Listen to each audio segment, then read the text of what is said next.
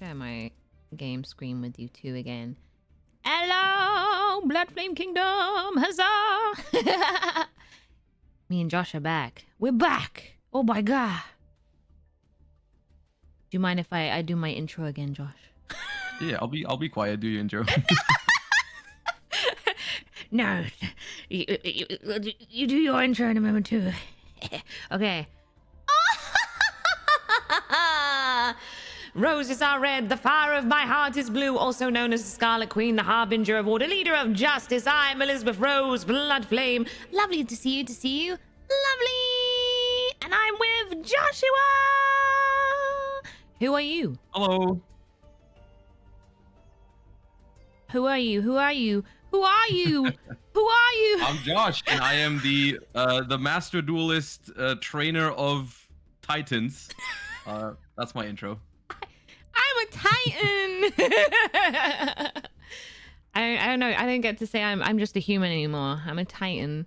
Wow. Cucky. Yeah, you graded like that, or upgraded. You know how you look at it. Yeah. Oh gosh, yeah. I'll share my screen with you. What do you? So what do you want to do? What do you recommend? I was gonna ask you. What, I've been told you've been practicing. You were terrorizing the casual match ladder yesterday. I think I got lucky. Well, some of them disconnected, but like I did 13 games and I won them all. Yeah. You won them all? Yeah. Well, that can't just be pure luck, right? I don't know. You tell me when you watch me play again. But yeah. So maybe that's where you should start. Maybe you hop into some more games and we see exactly where you're at and where you still have questions and where you're not sure what to do, and maybe you can explain a thing or two. Yeah. That sounds like a good idea. So let me just quickly set up the screen capture again. I also don't have I'm using my regular overlays today, and I don't have your little your model on. Can you send me the browser source thingy again? Yeah, if you want sure. to appear on the thing? Yeah, let me get that.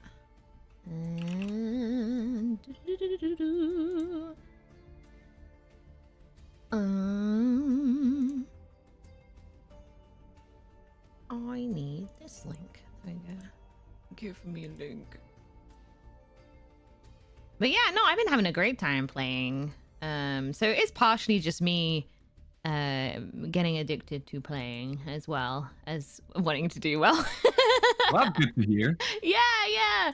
No, I genuinely have been having a real fab time. I even hopped in on one of my senpai's streams today. She was playing the Lord deck, the one with the Lord in it. The Lord guy. Lord of the Heavenly Prison? Rosarians, what was people playing? Oh, Eldritch. Oh, okay. Eldritch, yeah. That's a trap deck, yeah. Yeah. That was interesting. That is a very scary deck when it gets to go first and set all its trap cards first, yeah. That should be correct. There you go. I think.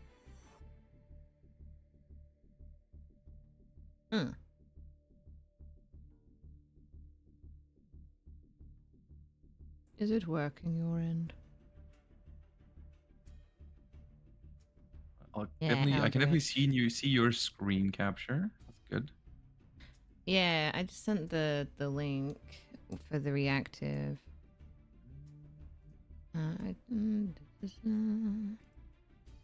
See, my end is kind of buffering, but it might work your end. Oh, wait. Oh, now it's working. But it's still the same link that I posted in the chat. Yeah, it works. Yay, nice. Yeah, at first it wasn't working my end, so I was like, I wish working your end. There we go. Nice, cool. Okay. All right, all working. We're set up. Yeah, we're set. We're pros. Gonna turn... See if we can keep that win streak going. Well, what was funny was I after stream, I went and I dueled like my friend Jack the Rat, and then I lost. No one knows about that. We won't tell anyone that. Yeah.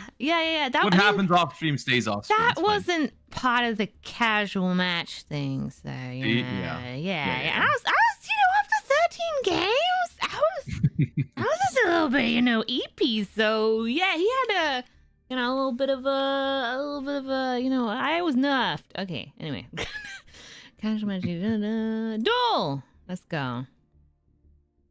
Never know, I might duel one of you guys in the audience. You might pop up. I had a few people, well, 2 people pop up from my audience the other night. I'm going second. Oh, you want to go second? You prefer going second? Yes? Wait, should I prefer going first? Usually yes. Most decks in Yu-Gi-Oh want to go first. Okay. You do get an extra card when you go second, but the ability to just do your thing before your opponent gets to do their thing is pretty neat usually. Okay, I wrote a note. Go first. Mm-hmm.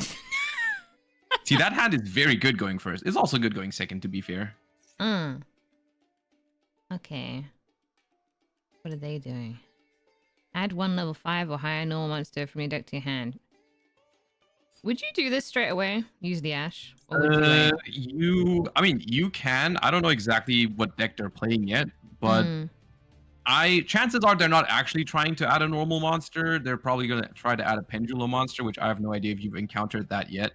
But that's probably not going to be necessary for the Duel of the Titans. I don't think anyone's playing a pendulum deck. I think for now you can just let this go, because normal monsters, they don't have any effects, so they're typically not that scary. Oh, okay. I've come across a lot of dragons. A lot of people have dragon decks. Oh yeah, they love the Blue Eyes White Dragon. That's what I was thinking. Maybe it could just be that. We can deal with that. Yeah. Wow. Love it. All right, my go. My go. I draw Maxi. That is a very classic card to draw on you as your 6th card for a turn when your opponent's just done doing their thing. Okay. Summon that. Because you said, it's best to get the twin, the evil twins first, right? You do want to go with the life twin normal summon first, yeah, because they don't work anymore if you have other monsters out.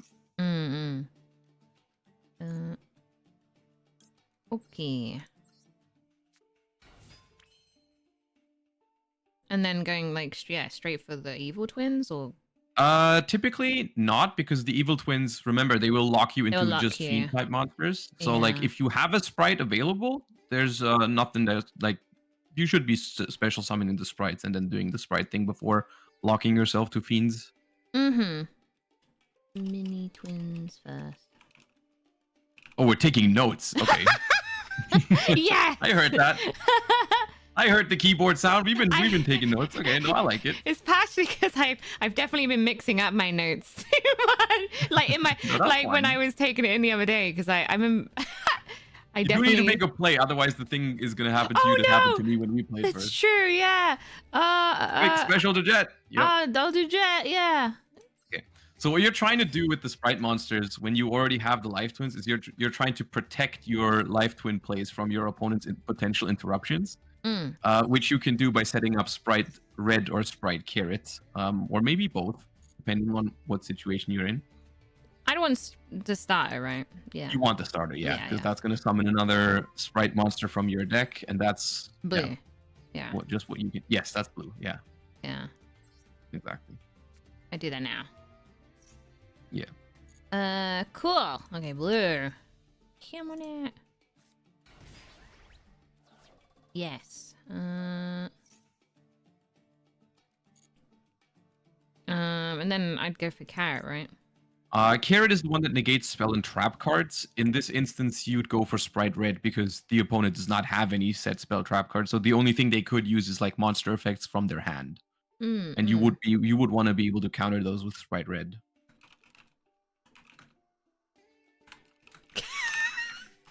Carrot for spell traps noted. Okay. exactly. So now, once you special summon the Sprite Red, if your opponent does try to use like something like Effect Veiler or Ash Blossom or anything like that, you would be able to stop it. Okay.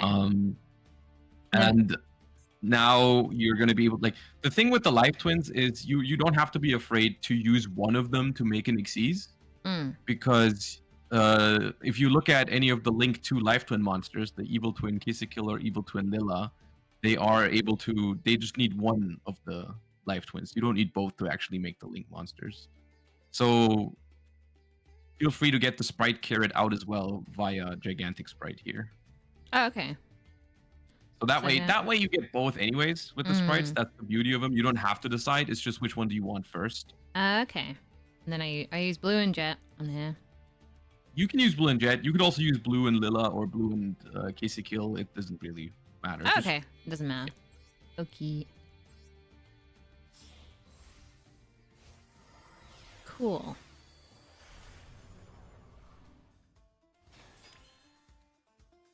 And then I do the effect. Yeah.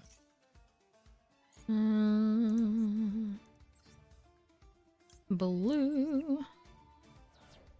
And then carrot. Yay. That's the carrot, yeah. And now you're basically protected from any spell traps or monster effects because you can stop either or. Yes. I'm powerful. And in instances like this where you have access to so many monsters because you drew Life Twins, you drew Sprites, and you even have the Life Twin Lilla Treat in hand that you can also still special summon. I do suggest you use 2 of those to make a Sprite Elf, which is the one that protects your stuff from being targeted. That is your Link 2 Sprite monster. Okay, so I go to making Elf now with Gigantic plus 1 of the Life Twins.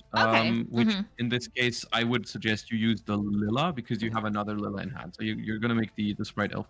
Yeah. The thing with Sprite Elf is even though it requires 2 monsters, because it revives from one from the graveyard right away, it technically only costs you 1 monster.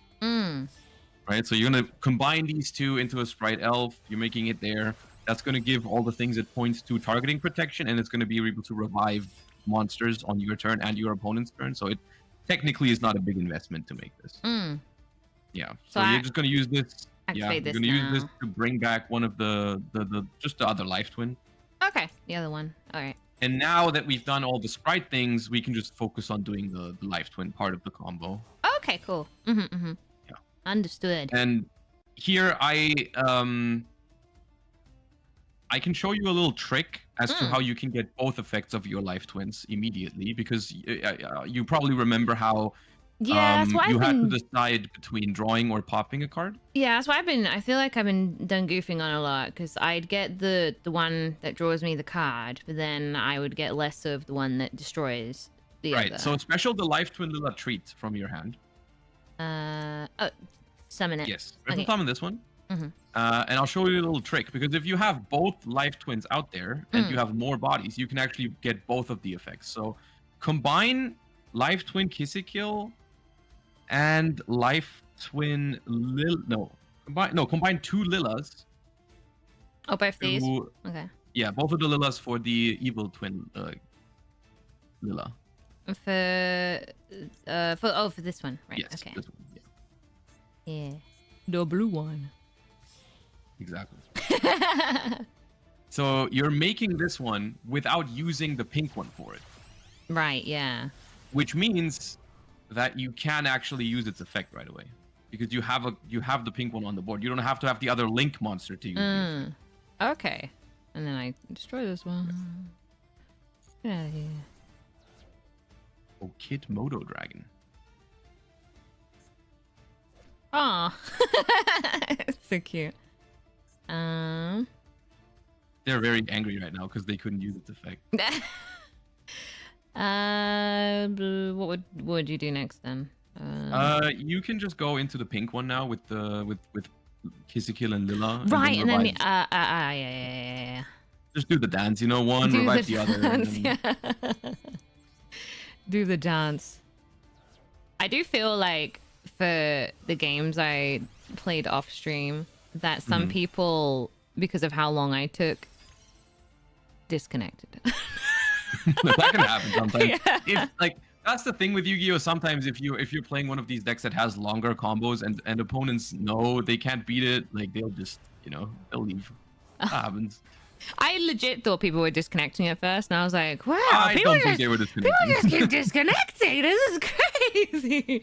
Wow. People have bad connections on this game. Okay, I can't do the thingy. You can just attack first. It's not gonna get bigger than this. Your board. Okay. Attack. Oh, attack. I'm gonna turn it off. Go.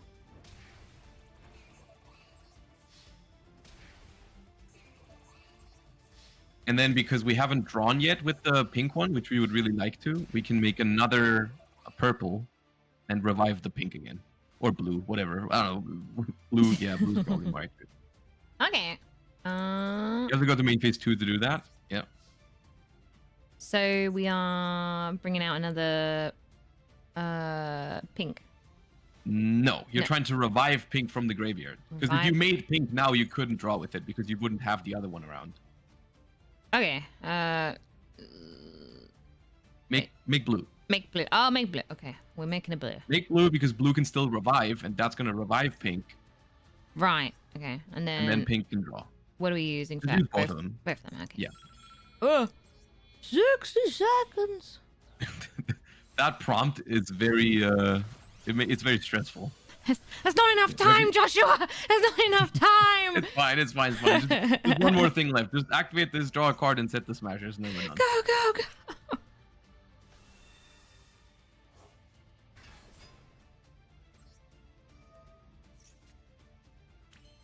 Perfect. Okay. And then set the smashers. Done. Yeah, we're done. Yeah. Set the smashers. Do what? Quick play spell card. What? Spright smashers. Oh, yeah, yeah. I did it. Go, go, go. Don't stay toggled off, because then you can't respond to your opponent's things. Oh yeah. Don't toggle on. It's gonna ask you all the time. Put it to auto. Auto, yeah. There we go. I mean, you can leave it on just to see what it's like, but it's gonna cost you a lot of seconds if you leave it on, because then it's gonna like ask you every single time. I feel like I'm, you know how when people are being trained, they like run through those tires, but I'm like running through like cards. I'm like, go, go, go, go, go. Mm-hmm. Yeah. Sit down, stand up. All right. What are they gonna do?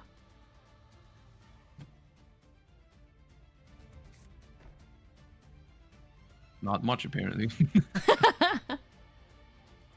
Little do they know, I have the gods Anime and Joshua on my side.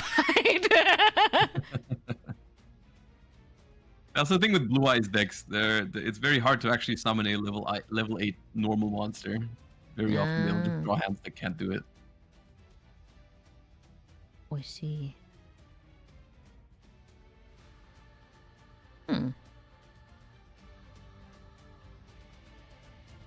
World champ diff.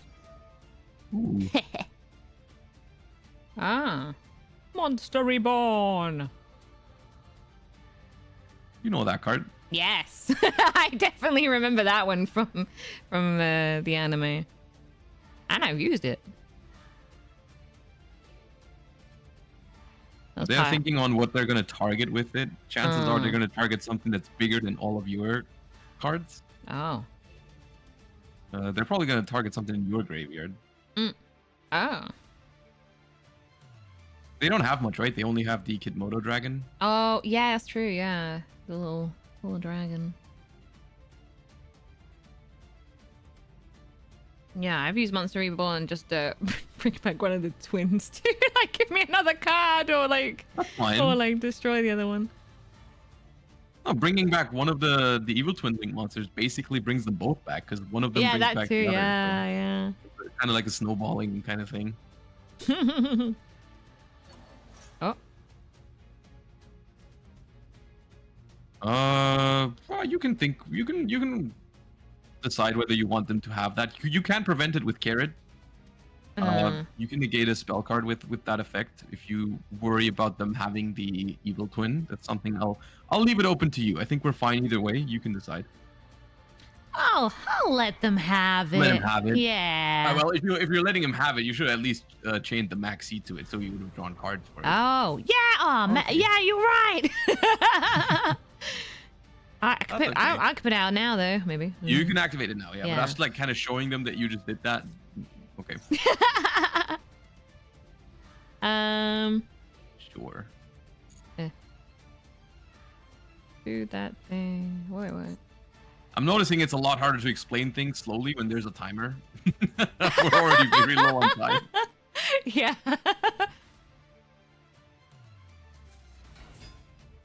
Ooh, what is that? Evil Swarm Zog. Oh. Okay, that's just that doesn't do anything against your deck. It's just got 1850 attack. That's Oh, fine. okay. I'll allow it. I'll allow it. They're trying to go to the battle phase. Okay.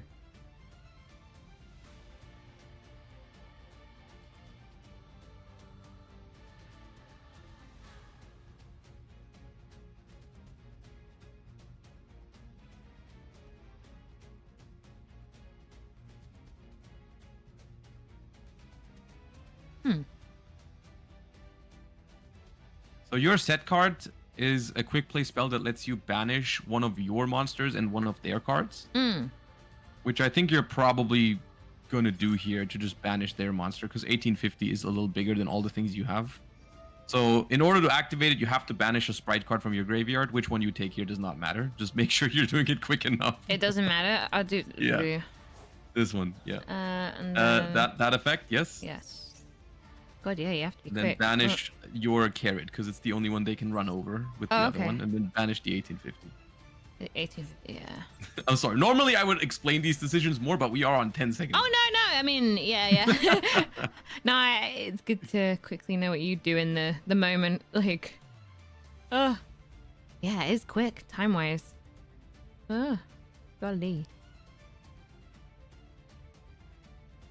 Normally we would also do all sorts of things in their main phase 2. We could still bring back a monster with Spright Elf and such, but for the sake of not losing to time, because you're getting extra time every turn. You're getting extra time when turn passes over to you. Just click cancel whenever. Cancel. Ooh. Yep. Gosh. Okay, because that's fine. Like we're taking our turn here. We're probably going to be able to do 2200 damage. Yeah. Spright Jet. Okay, Spright Jet is massive overkill. We can search the Scammer Burst that boosts everything by infinite, but Should I do that first, or should I do the Spright Elf effect? You can do this in any order that you like. I don't see a world where this can go wrong. So Oh, okay. feel free to prove me wrong. Are you sure about that? No, I'm pretty sure. I'm pretty sure you're fine. Oh gosh. Bring out the Gamma. Gamma. Okay. Yep. What the? Why won't they let me destroy them? Josh, why don't they let me? Yay! Cool. Next duel. Oh, solid. Yeah. Yeah, it really helps doing it over and over again as well. I will go first. Yep. Yep.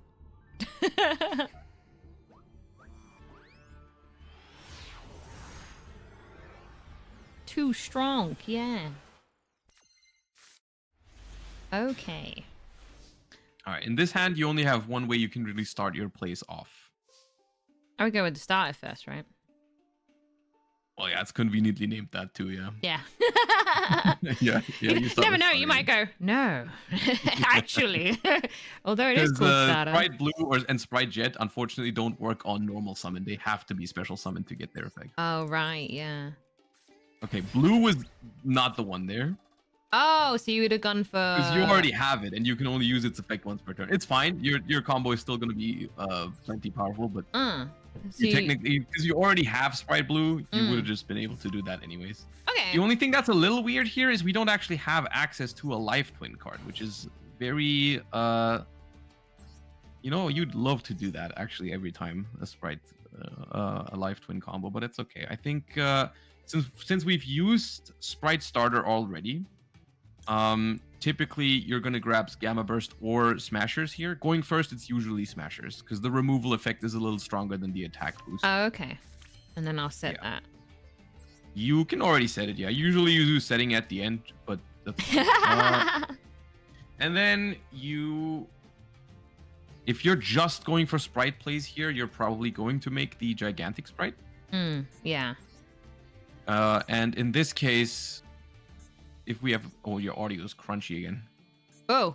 Wait, oh, yeah. Here, I'll sort it out. Audio jungle. Yeah, it does that. I think there's like some sort of glitch I have with No worries. Discord. There you go. And we're back. All right, yeah. And we're back. Face up. Let's go. Gigantic!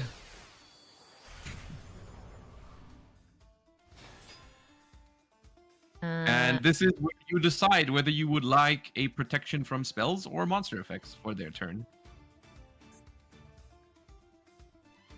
Because you're going to summon a monster from Gigantic Sprite, and you can, in this hand, you cannot get to red and carrot. You have to decide between the two. Right.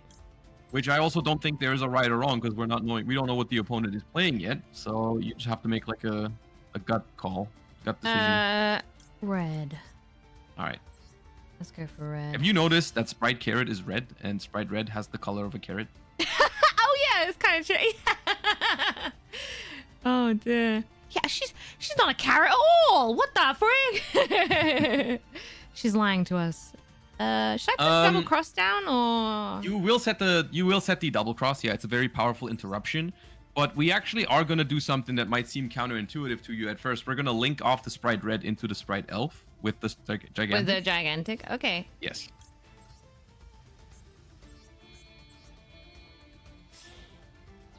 Because Sprite Elf will just bring back the Sprite Red. So instead of having Sprite Red and Gigantic Sprite on the field, we're gonna have Sprite Elf and Sprite Red. And Sprite Elf is significantly better on the opponent's turn because it can bring back your other Sprite monsters, and they can search on your opponent's turn again. Right. You could technically put up more interruptions by using the Monster Reborn and the Sprite Blue together here, but I think we're fine this way, and we can hold the Monster Reborn and the Sprite Blue for next turn. Okay. And I end my turn. Draw. Heh. What are your cards going to be? Haha.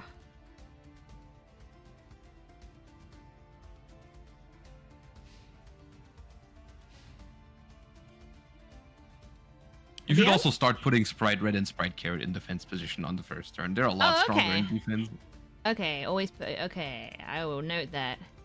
Put them in... Unless you're trying to be aggressive and you have a battle phase, then I think it's fine to put them in attack.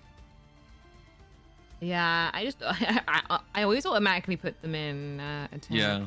Red. Because one easy way how your opponent can circumvent, Sprite Carrot negating one of their spell cards is just summoning a monster that's bigger than it and attacking it first. And that is harder to do if it's in defense.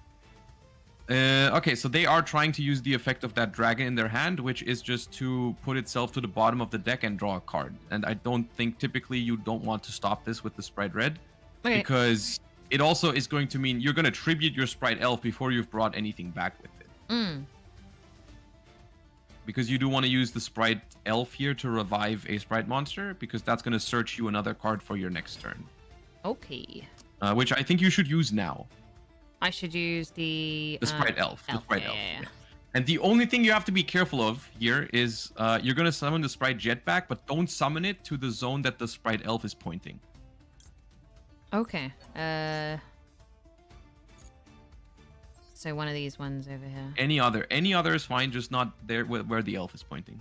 Yeah. Got ya. And then you're going to use the jet to search probably... I mean, starter or gamma burst are both fine here for next turn. Yeah. There we go. Nice. And this is why you don't want to tribute the Spright Elf or the Spright Red before you've used it to revive anything, because otherwise you'd just be missing out on free cards, essentially. Mm. And the reason you're leaving that zone open under the Spright Elf is because it's necessary for the trap card. I don't know if the trap card has come up for you in your solo testing. Yeah, I have used it. Yeah, it lets you steal an opponent's monster, but you have to put it to a zone where a Link 2 is pointing. Oh yeah. So like yeah. you have to have an open zone for that. Otherwise you wouldn't be able to use it. I see.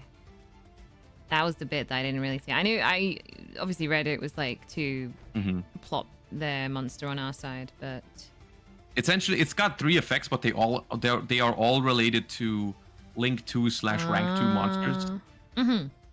Like you can revive a monster from a graveyard to a zone that a Link points to, or you can steal an opponent's monster to a zone that a Link points to, or you can attach it to a rank 2 as a material.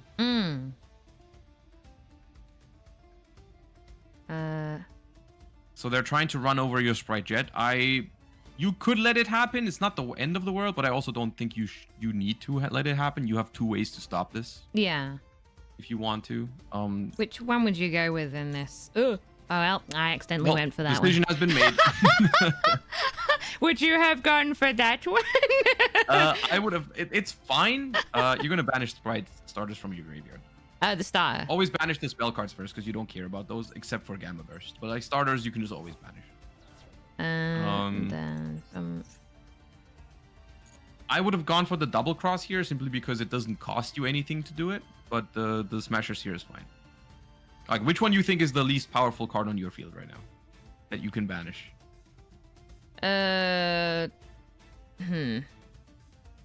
Wait, so which one would you go for? Like in this situation? The Jet. The Jet. Yeah. Because red still offers you a monster negation. Yeah. And banish that monster. This one here. Yeah. Go away. So red still offers you a monster negation here, and the Spright Elf, the effect of Spright Elf to revive a monster from the graveyard, you can use every turn. So keeping that around is pretty neat. Whereas like Jet is an effect that just happens once on summon. So like once it's done its thing, it's done basically, right?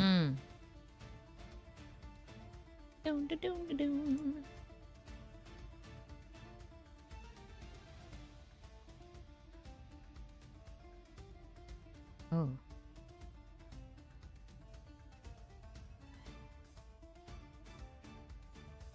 They are pondering.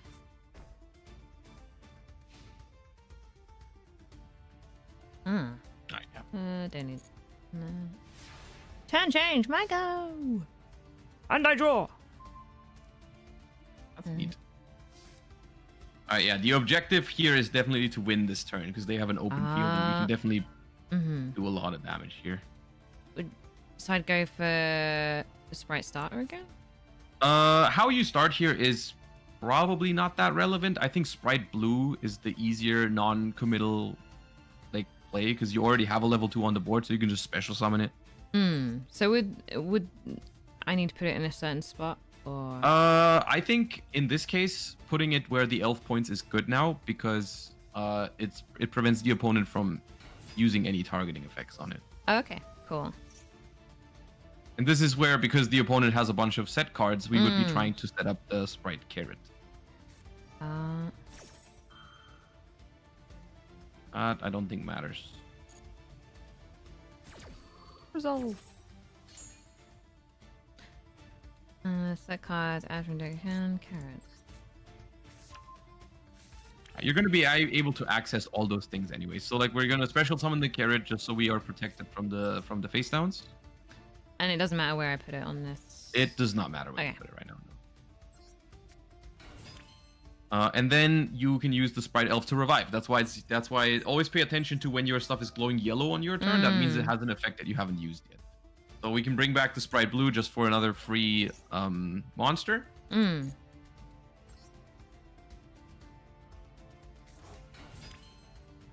And then we're trying to get to the Spright Jet in our deck, which can be done via Spright Starter. You can make Gigantic Spright, basically your choice.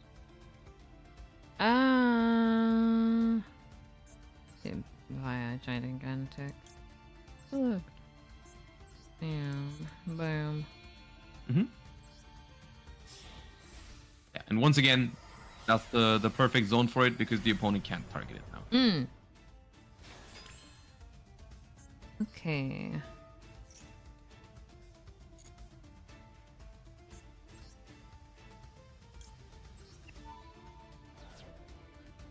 And yeah.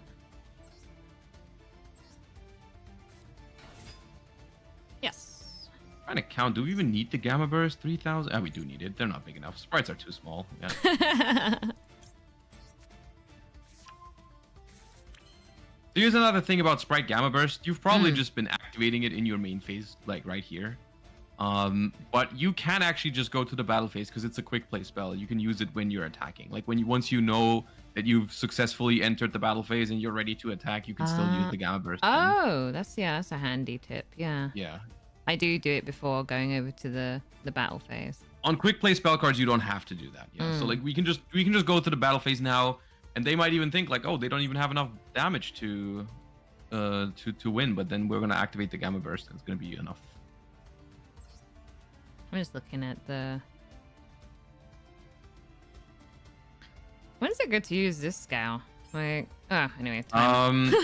This IP Masquerena is a card that allows you to link summon on the opponent's turn.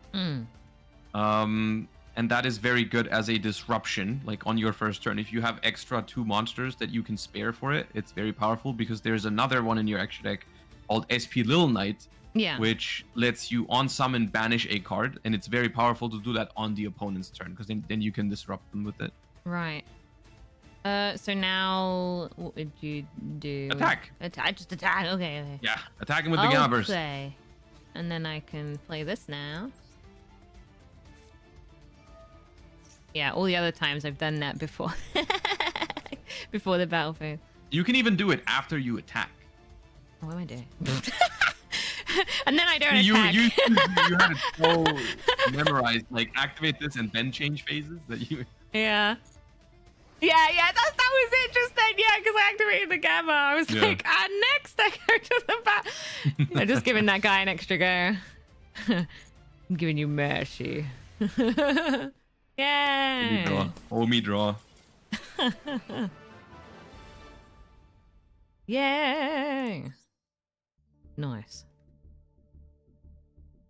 Yeah, well, maybe...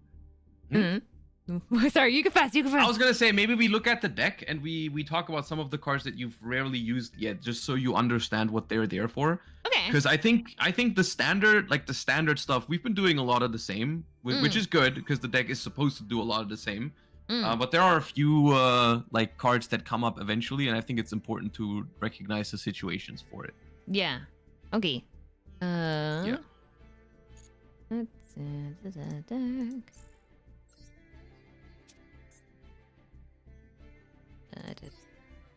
Yeah. So I think the first one, like right off the bat, you can probably tell you probably know what most of the cards in your main deck do, right? Is there any card that you're like not familiar with or you're not sure how to use it?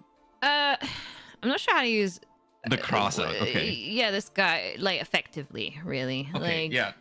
Essentially, when you're using crossout designator, it is almost like, let's say 99% of the time you're using that card to stop the opponent's like effect veilers, Ash Blossom, Maxi, or Infinite Impermanence.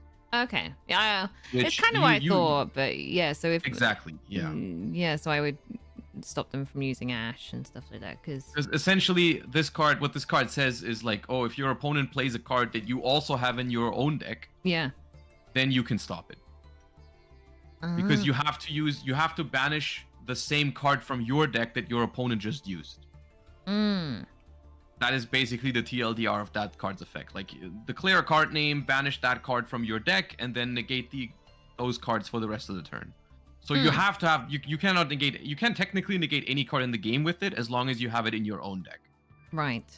And which in your case, like the cards that most people are playing are Effect Veiler, Maxi, Ash Blossom and Joyous Spring, and Infinite Impermanence, right? So like whenever they're trying to stop you from doing your thing with one of those cards, you can use the crossout designator.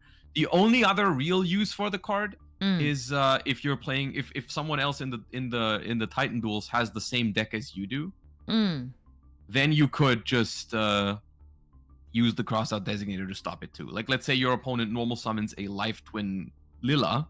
You can activate crossout and declare Life Twin Lila. Because that's also in your deck. Yeah. Yeah. Okay. Let me... Just never use the crossout designator preemptively, because once again, it is a quick play spell. What's that one do? And so your opponent have to modify during the main phase. Yeah, I've used this one before. Yeah, this is I think this might just be due to the fact that, like, at the in the casuals you're playing right now, there's not a whole lot of those, you know, effect veilers and stuff like that.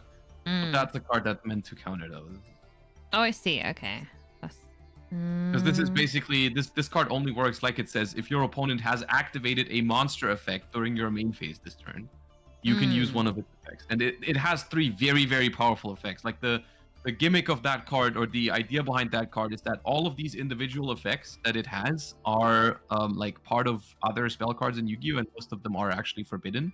Like the draw 2 cards is the effect of Pot of Greed, right? And Pot of Greed is not a legal card because that is way too powerful. Just activate a spell and draw 2. Right, yeah. But if your opponent has activated a monster effect previously, Triple Tactics Talents can be Pot of Greed if you want it to be. Okay. Yeah. I think mostly some extra deck options you might have questions about. Yeah. I mean, this one I've learned to put it in the right column. Like when there's some, this card is the reason I didn't want to bother you with it, because, you know, we're doing like the basic things. But when your opponent has a set card and you activate a spell card, you want to put it into a different column just in case it's that card. Yeah. you know what I mean? Like when your opponent has a face down spell trap card and you're trying to activate your Spright starter, just for like a good habit is to just put it into a different column, because nothing can go wrong. Oh, okay. Have you ever used Infinite Impermanence from your hand? I think I have, yeah. Yeah, because that is a gimmick that not all trap cards have. Of course, that's a very special reason why that card is so powerful. It's because when you're going second, you can immediately use it, and you don't have to wait a turn to set it and stuff like that. But sometimes you said it's good to plop cards down, so it's like intimidating a little bit. So. Well, with Infinite Impermanence, it has a condition when you can activate it from your hand. It says if you control no cards. Oh, right. Yeah. So like when you're going first and you're summoning monsters and stuff like that, you're forced to set it, to use it. You can't surprise your opponent with it from the hand because you control cards at the moment. The reason it has that bit of text is so that it's not as slow when you're going second. Because that's a thing with trap cards in Yu-Gi-Oh these days. It's like, because there can sometimes you've played this deck, right? You know this. A lot of things can happen on the first turn. Yeah. So the reason why a lot of these decks don't have that many trap cards is because they're very slow. Like your opponent is doing their thing. They're putting up some monsters, and you're going second, and you draw your hand. You have a bunch of trap cards. You have to set them before they can even do anything. Which is typically that's pretty slow, and that's why a lot of decks don't play that many trap cards anymore. Infinite Impermanence is an exception because it's not slow, because you can activate it from your hand immediately. So yeah, that's Infinite Impermanence. Essentially, think of this card as another version of Effect Veiler. If you understood what Effect Veiler is here for, Infinite Impermanence does the exact same thing, essentially, just in the form of a. It just looks different. I mean, I hold back now from using them, but I think I need to use them in more occasions, like the Veiler. Well, on the one hand, yes. On the other hand, it's understandable, because like they are here for you to use them, of course. But the problem with those cards is obviously when you're using them, you're trying to understand what your opponent is doing, and you're trying to like hit them where it hurts. Essentially, you're trying to guess where the Effect Veiler is the most impactful, and I'm guessing that's what you have a hard time deciding, because you don't know exactly what their deck is trying to achieve. You don't know exactly what you're trying to stop. To that I say, when in doubt, I think it's better to use the card than to just not use it at all. Oh, okay. Like I think it's better if you use an Effect Veiler on the wrong thing than when you're not using it at all. Okay. So yeah, I think just try to develop an understanding of like maybe when they activate an effect, just read it real quick and see if you feel like that's a powerful thing they're trying to do, then just use the effect veiler on it. And worst case, you've used an effect veiler in a spot where it could have been slightly better, but I think that's not that big of a deal. Gotcha. Okay. Okay, there's this mosquito dude. So this guy has two purposes. It's a very convoluted card, but it allows you to do some very funny things if you know exactly how to use it. It is rather complicated. So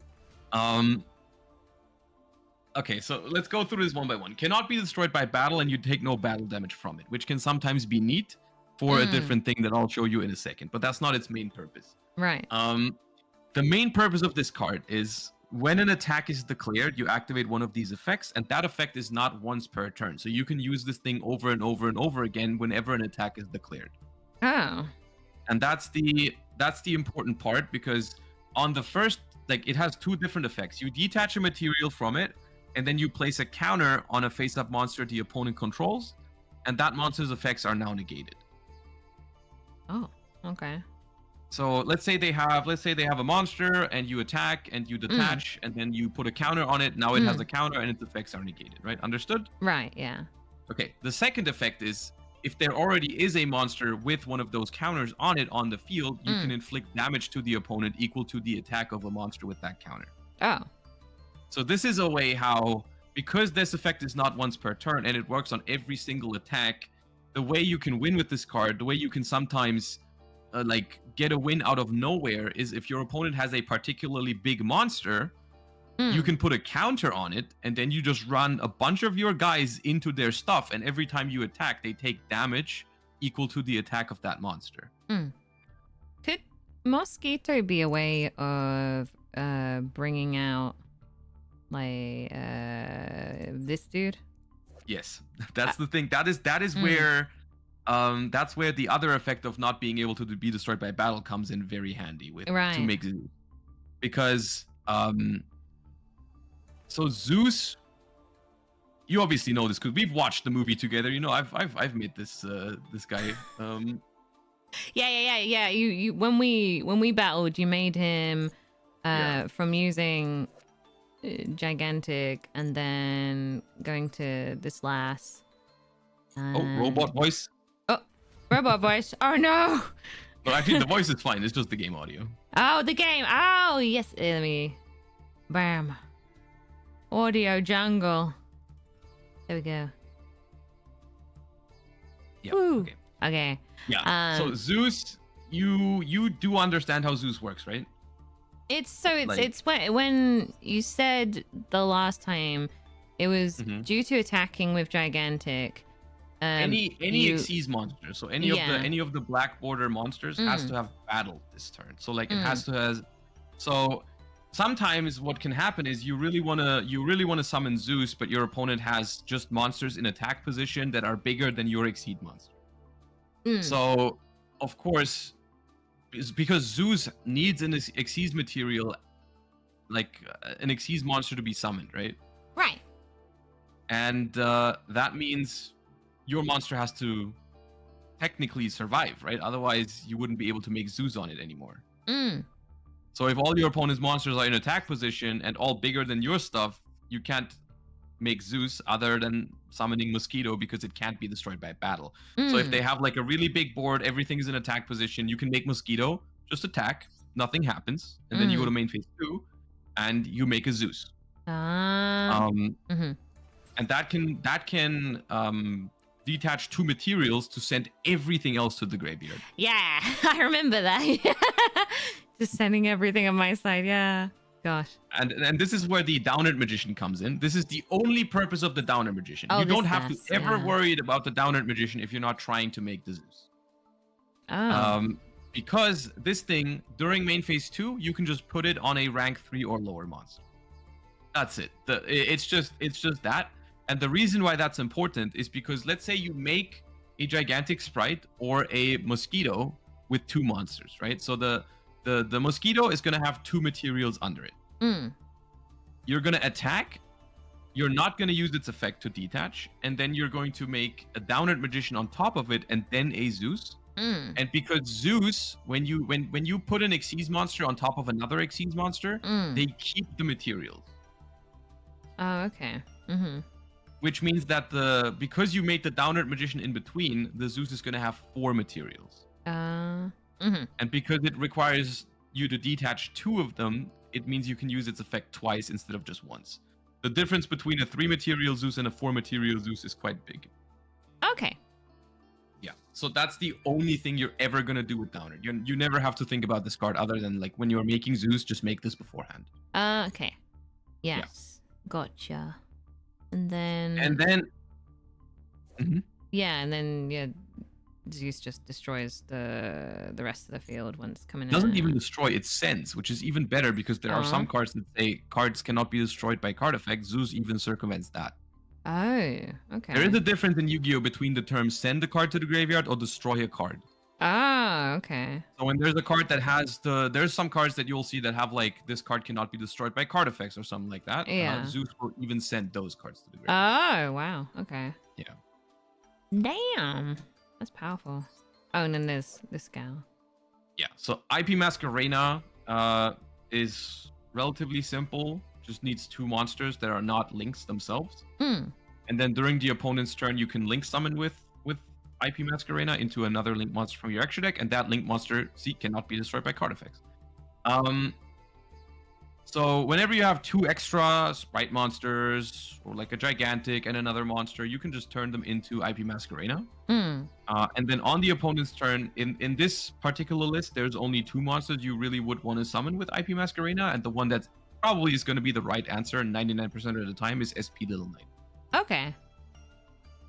And that's this gal. This one. Yeah. This is probably one of the best modern Yu-Gi-Oh cards. Oh.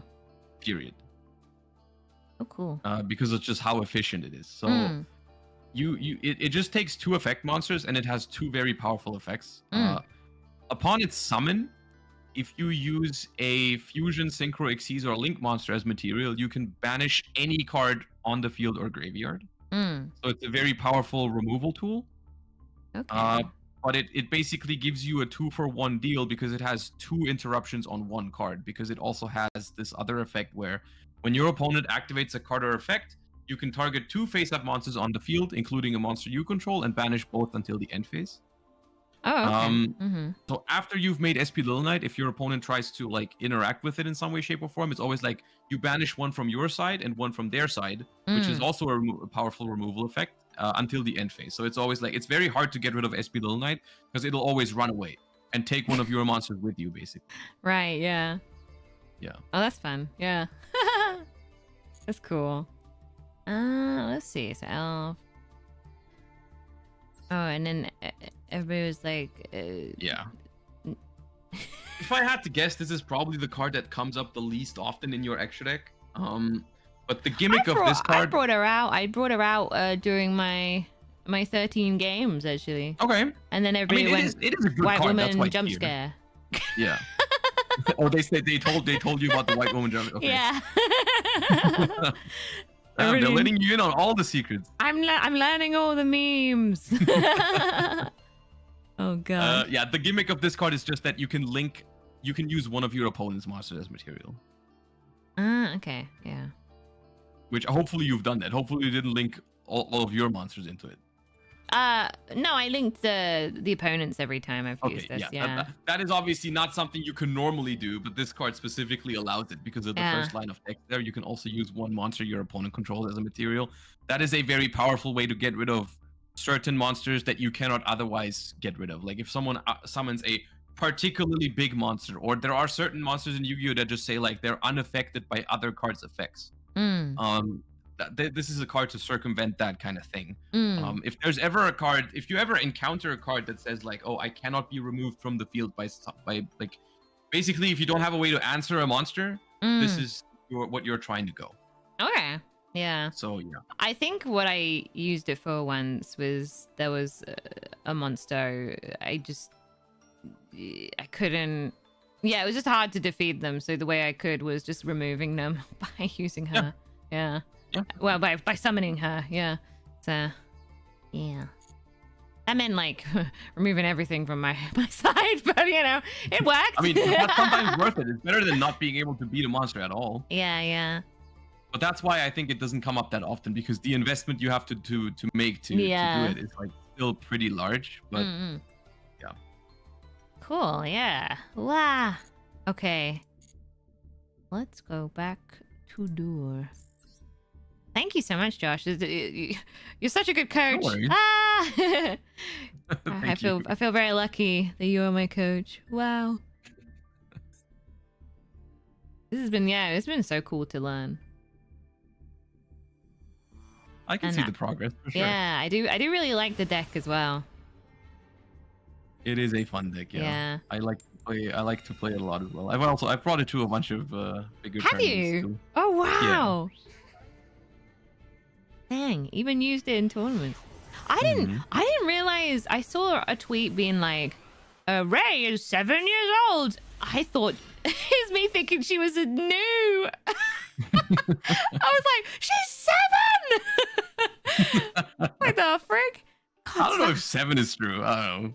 I saw a tweet. It was like Ray is 7 years old, and I was like, really, that card? Holy moly. Okay. Would you do the Sunny Snitch first or the Lila? Oh, well, actually, the Lila you would, wouldn't you? Because then you can bring out the other one. Oh. I think starting with Lila here is good, yeah. Yeah. Yes. Give me I can show you how to use IP Masquerena in this game if you want, because we've definitely got the tools to do it. Okay. Yeah. And then brought those out. So then we do the jet. If no Spright, do the Evil Twins. If Spright, do the Spright first. Okay. Yes. Starter.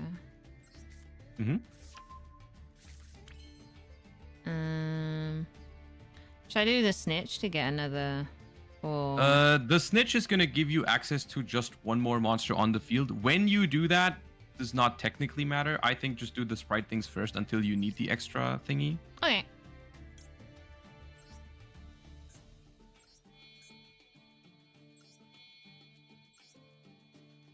Okay. Gigantic. He's so cool. Have you been able to make it with 3200 attack?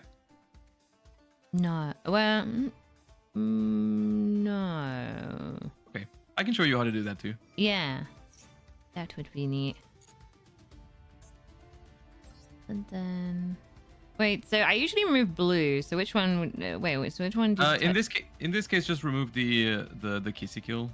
Okay. Because you want that one in the graveyard. You don't want it to be stuck under the Gigantic Sprite. And on this occasion, it'd bring out... in this hand, you will get to all of your Sprite monsters. So which one you summon here, as long as you don't do Jet, because you've already used it, it doesn't matter. You can go blue or red or carrot here. Okay.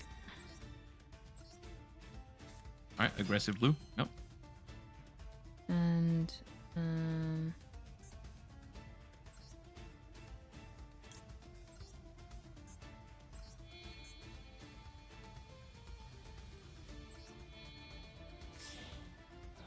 okay, that's fine.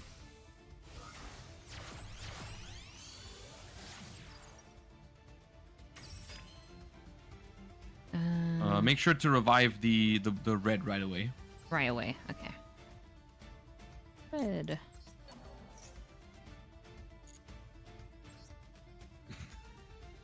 The red goes in attack. Oh. We've always done it this way, and we're not changing now. I even wrote it down. That's how we've always done it. They attack. I think they're better than that. I like just defending. Oh god. Every time. They attack. Everybody attacks. Nobody defends. Not on my watch. Okay, so next. You should use starter to get the blue and the carrot still. Okay. Blue. Yeah, blue first, because that's going to get you the carrot for free. Yes. Give me carrot.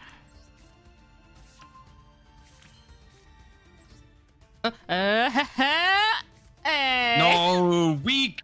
Okay. I remembered that time. Even though it was after the one. Sunny Snare. When did the live twin monsters use your hand? But I can't summon it, can I, straight away? You can, because of these. I don't know if you've used the other live twins, like the one you have in your hand. There's one for both sides. Use the Sunny Snitch.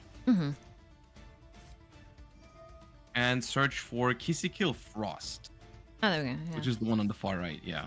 So they've added these are a little different because they don't bring out the other one from the deck, but they allow you to summon themselves from the hand if you have the other one. Oh. So this one says if you control a Lila monster, you can just special summon it from the hand. Oh.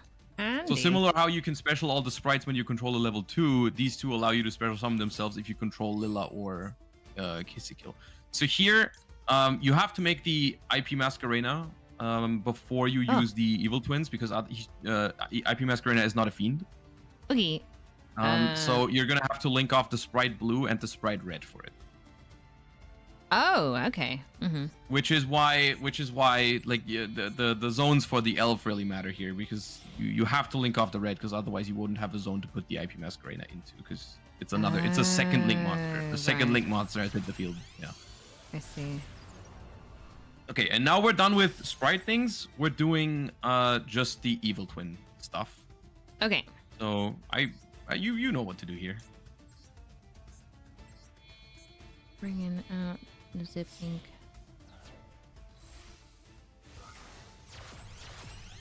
Evil.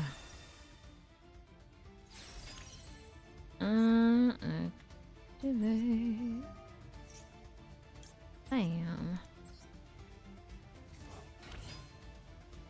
Ba-dum, ba-dum, bam, bam, bam, bam.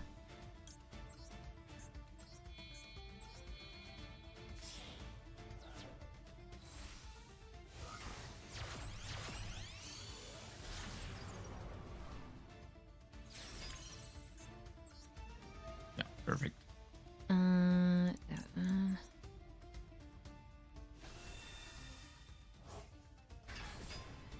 Yes.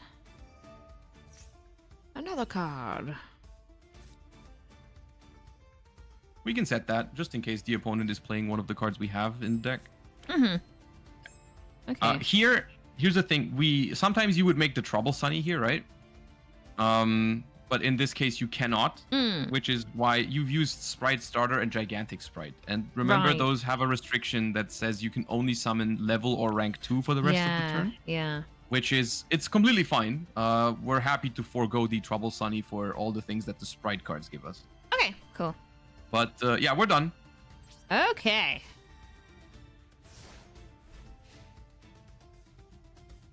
So you're gonna try and focus to the Spright Elf wants to bring back the Spright Red here for an additional monster negation, because that is in our graveyard.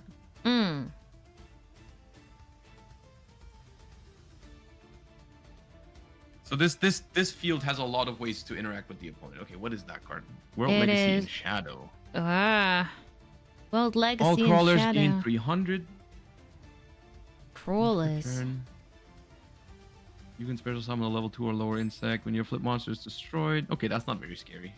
Okay, so I just cancel. Yeah. Okay.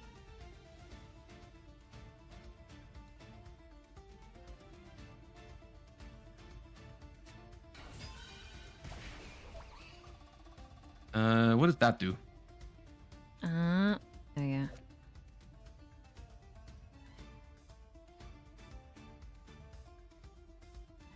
Just use Spright Elf to bring back the Spright Red, just so we have it ready. Okay. Because once your opponent uses a monster effect you want to stop, the Spright Red has to already be there. You can't bring it back then. Okay. Still aggressive. Okay, yep. Oh.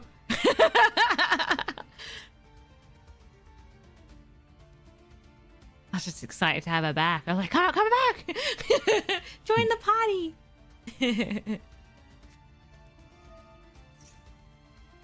If you control an insect monster, special summon 2 worm tokens.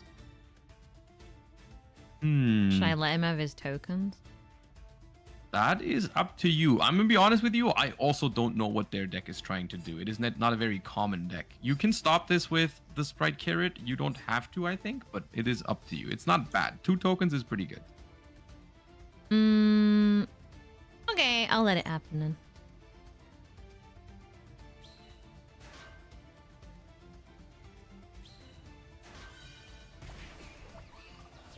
We can probably stop whichever link monster they're trying to make anyway, so I think it's okay. Okay. No need to do anything here. Cancel.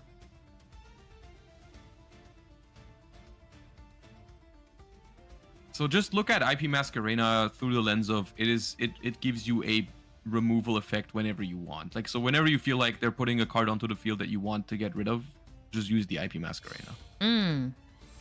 Oh. They're link summoning.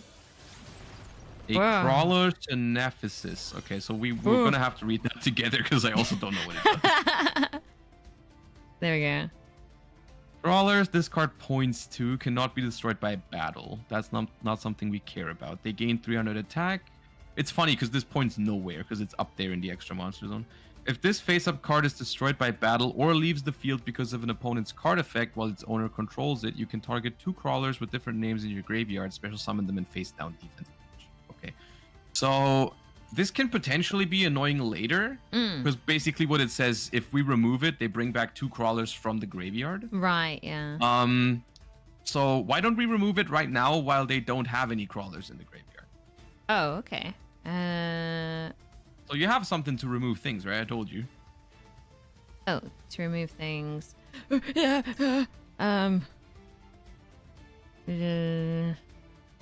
Yes, it's IP Masquerade. Yeah, Use IP Masquerade to link them. I overthink things sometimes. I'm like, it must be a harder answer than I think it is. No, it's fine. It's fine. Just go with your gut.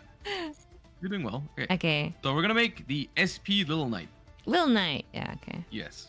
So that is going to... You always have to use IP Masquerade now, so you always click that first. Uggy. And then you're using one other card. In this case, you want to use one of your evil twins because you can bring it back later with the other. Bring it back. Yeah. Should I? So just... If you use Kissikill now, you're going to draw a card. If you use Lila, you can destroy a card. On the opponent's turn, typically get rid of the Lila first because you can pop a card on their turn. It's pretty neat. Yeah. Oh.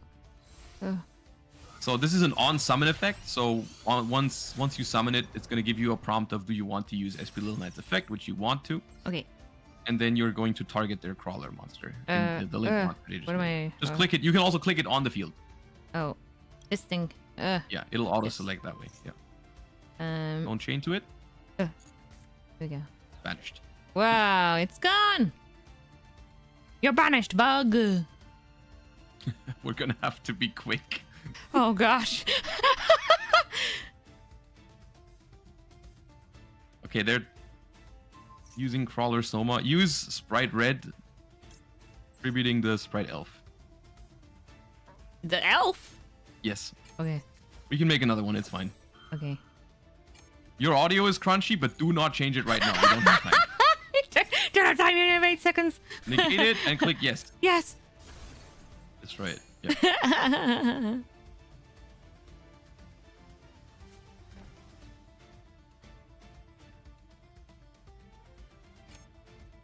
No, nothing, no time. No. Cancel.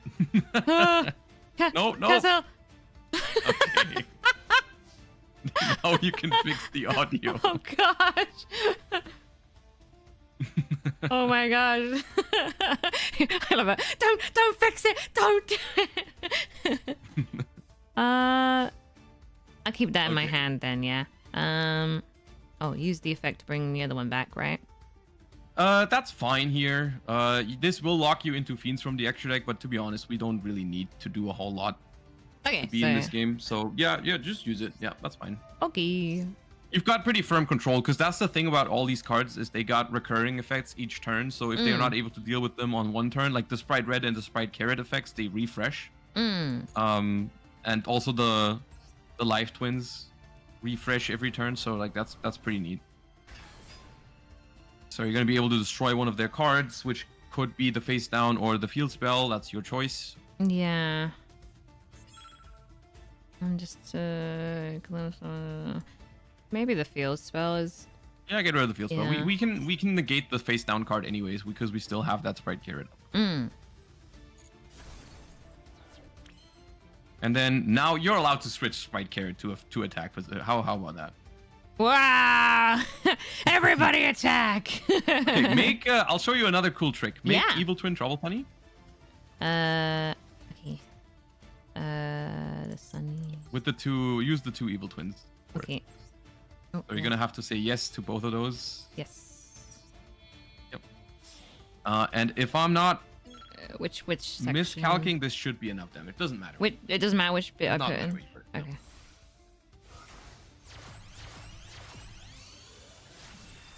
So we're just gonna attack with everything now. Okay. Attack. Attack! Oh. Go.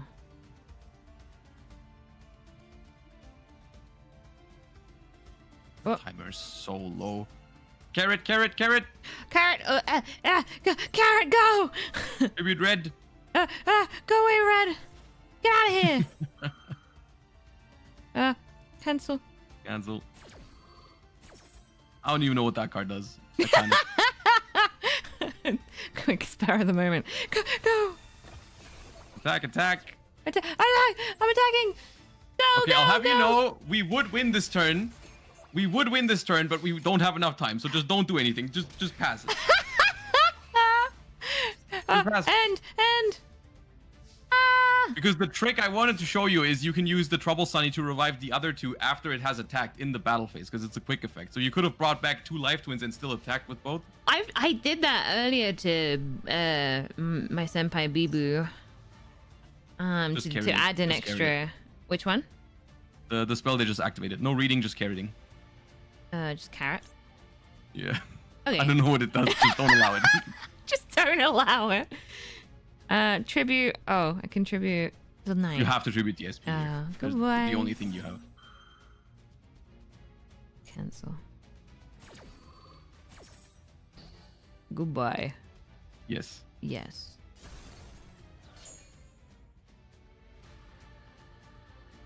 I don't know what it does. Just kill it.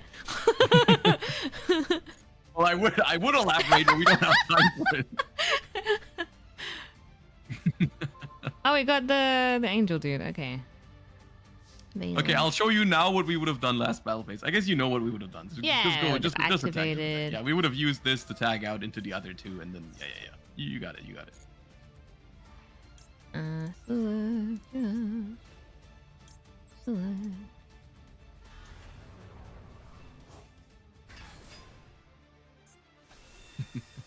Yes.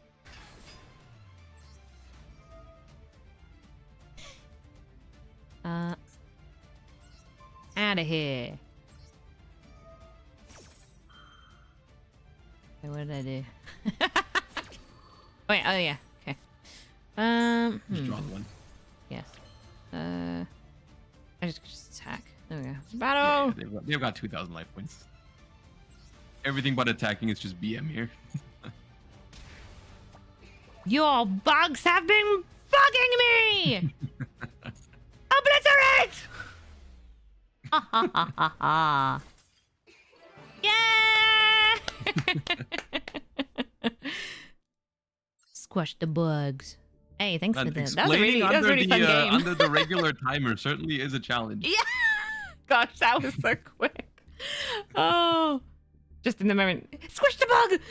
Oh Get yeah. him! Oh, look, if you're low on time, just use your negates and everything and hope it's enough. I suppose. Oh gosh. Huzzah! Let's go!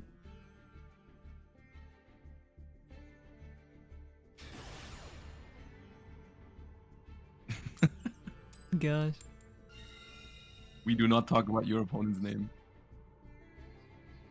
Why? We We just don't. We just don't.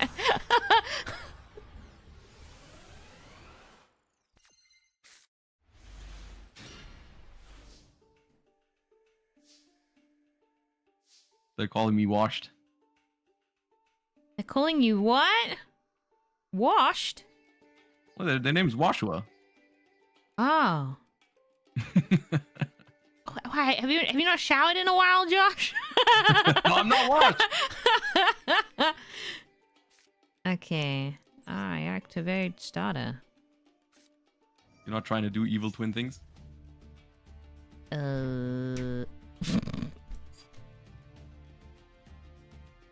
No! Okay, fair enough. No, not today. That's fine. We can fix it, actually. I can show you how to fix it. Should I have gone with password first? Wait, it was... So the secret passcode is just a card that searches you the Sunny Snitch. So that was your way to start your life. That was... okay. I'm guessing that's why, like, you didn't recognize it as the way to start your... You already Yeah, have Jet. Okay, well, now you got 2 Jet. Oh, yeah. I'm so used to summoning Jet. I'm like, oh yeah, I had a Well, Jet. the good news is you've got the muscle memory down. So, like, normally that is the correct search if you don't already have it in your hand. That's fine. You know what's better than 1 Jet. Gosh, okay. Shall I go for this one then? 'Cause I already... Whichever one is your favorite disruption. If you think Spright Smashers has been stronger for you, then go for Spright Smashers.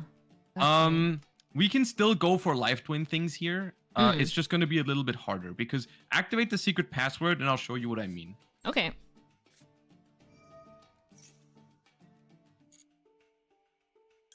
Yeah, go for Sunny Snitch.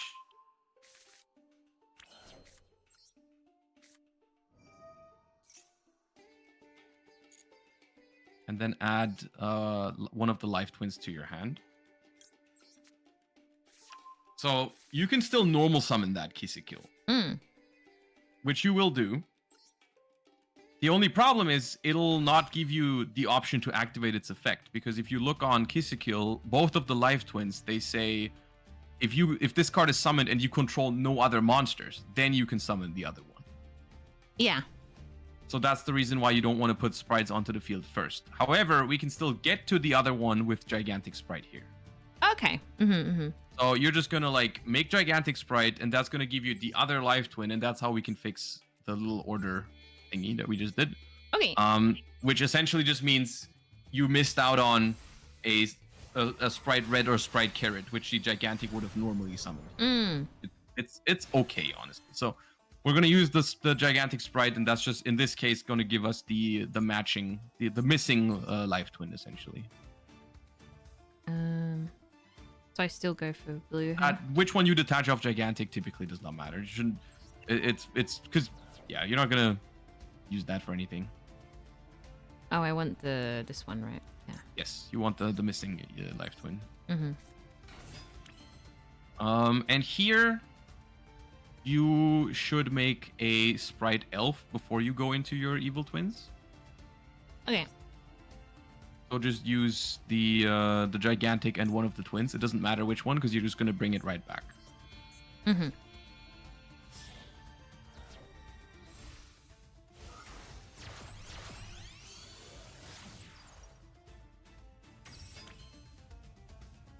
So this now, the elf effect will bring back the other twin, and then you do your twin dance.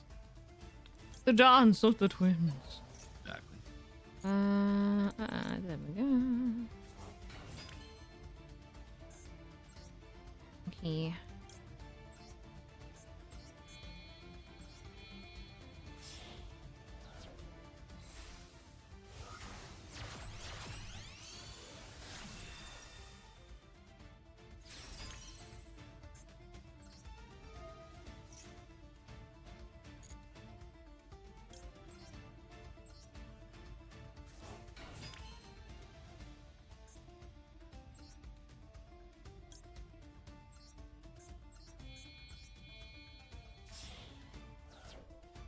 There we go.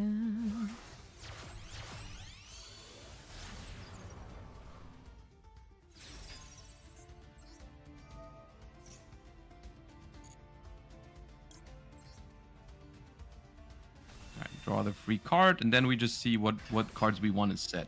Yeah.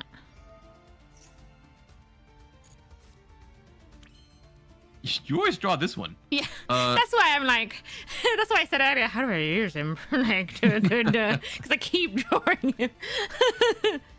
He's always there. You're gonna set that one. You're definitely going to set the Spright Smashers, and you also, if you ever end up drawing it on your first turn, you also want to set the Spright Gamma Burst. Okay. Because it is a quick play spell. You can use it on the opponent's turn, and you can even use it to like, it's like a little battle trick. You know, your opponent summons a bigger monster than your monsters. They attack, and you just make your thing bigger, and all of a sudden their monster just gets destroyed by battle. Okay. So yeah, that's gonna be that. End. Yeah.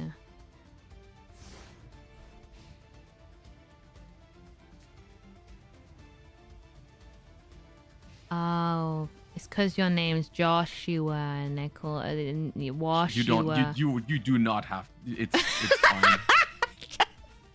We did not have to reiterate over it. You know, it's. Oh! What? We can use Crossout Designator. We play that card. Wow! That's crazy. Wait, what is it? Spright Starter. Oh my! Dude, I like you believe me without even double checking for a second. I believe in my coach. Okay. I don't believe you're Washua Joshua. Okay, so I can't wait. Do I cancel the? Yeah. Yeah. No, don't respond to the no cross. respond. I do like the animation when it does cool, that. Yeah. Some of those cards have some pretty neat animations. So all Spright starters are negated for the rest of the turns. We've just been able to counter that. Hey, I finally used the guy properly. Oh. They have normal summoned a Spright monster. And if there's one thing you know about Sprites, is that the entire deck, like all the Spright monsters, you can summon if you have level 2s on the field. So one very efficient way of dealing with Sprites is by just getting rid of their first level 2 immediately. Oh, okay. So what I like here is activate Spright Elf to try and revive Spright Blue. Blue, okay. Yeah, if they let you do that, we'll see. Will they allow it? Ooh, okay. I don't have that in my Spright deck. No, that is one of my signature cards. Which effect did they use? Can you go to the right? The right. Very bottom right of your screen. There's a symbol for the dual log. Is this one here? No, even further. Oh, this one? Yeah, that one. Okay. So target an effect monster. They targeted Spright Elf. Okay, we're gonna do something really cool here. Okay. They targeted Spright Elf to negate its effect because they don't want you to get back to Spright Blue. You're gonna change Spright Smashers here. Okay. And Spright Smashers banishes one of your cards and one of their cards. So you're gonna banish Spright Starter for cost to activate Spright Smashers. Okay. And then choose that effect. Yes, that is the effect we're trying to activate. And then see if they have a response. Okay. They do not have a response. Okay. Cancel. Now, Spright Smashers, you're gonna banish the Spright Elf and their Spright Red. Okay, the elf. All right. Yeah. And then, wait, and then Yes. the red. Yeah. Okay. Yes. So, what we've just done here is we've dodged their effect negation. They tried to target the elf and negate it, but Spright Elf is no longer here, so they can't negate it anymore.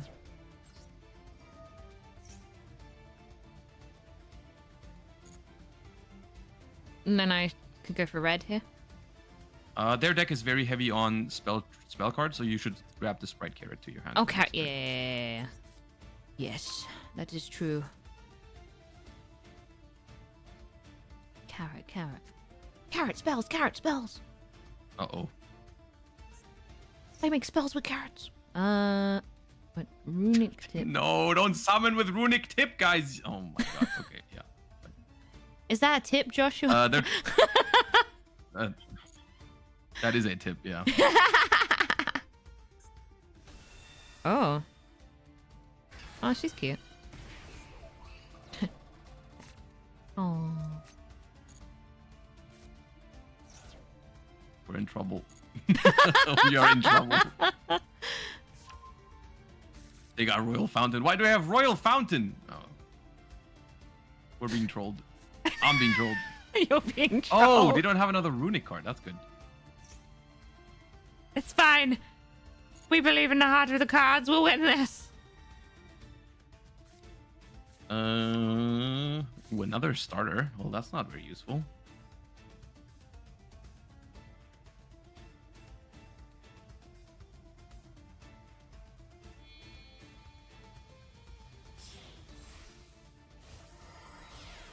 Look, their gigantic Spright is gonna have 3,200 attack because it's made with a fusion one. Oh, okay. The good news for you is they don't have a battle phase because the archetype they're using with the sprites is Runics, and Runics all require you to not have a battle phase. Oh, okay. So they cannot attack you. Oh.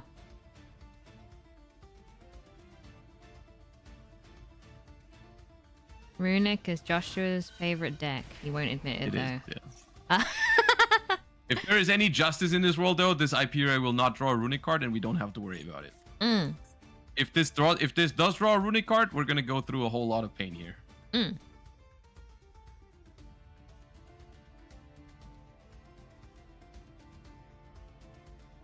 Need a quick audio fix. Oh, yes.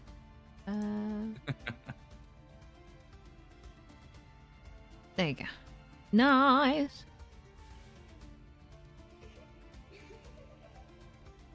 Wait, what is that little thing? Oh, it's a book. Yeah, it's just a book. Yeah. I had a moment of like, what monster is that? It is a book. Oh, Spright Elf. Book of Moon.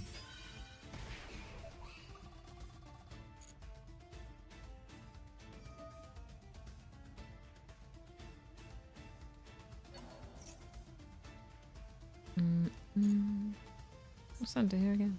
I have bad news for you as well regarding that Gamma Burst. Yeah? Gamma Burst is two-sided. It boosts level and rank 2s on both sides. So if you're playing a mirror match like this one, it's not very good. I did that earlier, and I thought I had the upper hand, and I accidentally gave them the upper hand. We've all been there, you know? Like, that is not... Oh, gosh. Yeah, I did that, and I was like, yeah, I'm gonna win an attack, and then I fluffed up the gamma. Okay, this is going to be tough to navigate. Let's see what we draw here. So we know there's that is so good. Okay, we're the best. Okay, fine. See, we believed in the heart of the cards. Yes. Okay. That is so good. Okay. I want you to special that Spright carrot immediately with the quickness. In attack position if you want to. An attack? All right. Yeah. I'm giving you permission to summon it in attack. Yeah. Okay. Now I want you to make Spright Elf with Kissikil and blue. Oh, with the blue and the pink one. Oh wait, with Kissikil. No. Kissikil With is Spright blue, I pink should say. and Yes. Spright Elf. Make Spright Elf. Wait, I want to. I want that. I want Spright Elf. Yeah, that one and this one. Almost. Fine. It's okay. Yes, there. And with that Spright Elf, it has a special clause on it that I don't know if we've talked about it, but normally it can only bring back level 2 monsters. But if I did say Kissikil. Okay, my bad then. You should ash this. Ash. Okay, effect. Yes. And now we've got them on. We've basically got them on lock. Okay, that's fine. We can just use Spright Carrot for this. Okay. And then we're good because we've basically used all of their interruptions up at this point. So just use the Spright Carrot, tribute your evil twin Lila, and then they are out of things they can really do. I suppose. Oh, I guess they can still use Spright Elf to bring back the Hyperia. Ooh, if they draw a Runic here, it's a little tricky. Do you have Spright Red in the graveyard? No. Okay. Emergency meeting. Chain Spright Elf to target evil twin Kissikil. Wait, so I do the effect? Yes. Use elf. Use elf. And then... And bring back evil twin Kissikill. So the pink twin! Yeah. Okay. The pink twin, yeah. I'm making sure, doubly sure that time.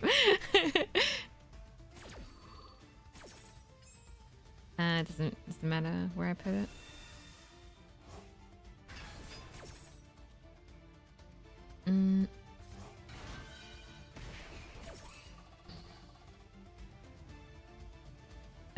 You can click yes here. It's gonna go to the graveyard anyways. Okay. We ash the starter.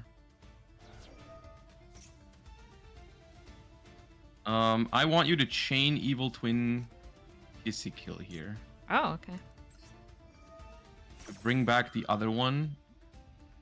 Because I want to destroy the fountain right away. This is a little risky depending on yeah, no, it should be fine. So bring back the other twin? Yeah. We're gonna be low on time, and that's why I'm just giving it like instructions instead of just explaining it. I get it. This is a rather complicated deck to play against.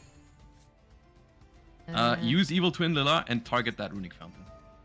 The field spell they have. The field spell. Okay. Yeah. Yes. Please no freezing curses. Okay. Okay, okay, we're fine. We're fine. I was never worried. Okay. Believe in me who believes in thee, Josh. All right, now. Special the Spright Jet. Special the wait, what? Special summon the Spright Jet from your hand. Oh, yeah.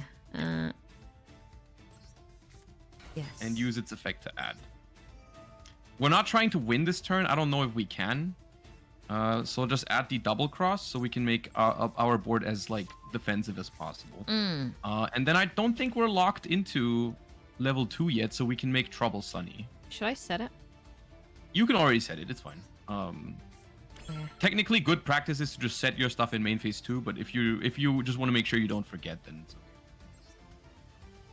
So make that with the 2 links. Yep. Yes. Is it? Oh yeah, put it in the middle. Yeah, and you only have one option. Yeah. And then just attack all their stuff. Okay. Battle. Actually, I think you do win. So attack the Evil Twin Trouble Sunny should attack the Gigantic because it's got 1600 defense, and your other things are too small for that. Okay, the Gigantic. Yeah. No. Then you should trade Spright Elves because that's just attack Elf with Elf. Okay. Elf and Elf violence. Yep. Okay, if we hurry, we win this turn. Oh, okay. Attack with Carrot. Go. Then use Trouble Sunny to bring it back the two twins. Okay. And then Gamma Burst your field and attack with everything.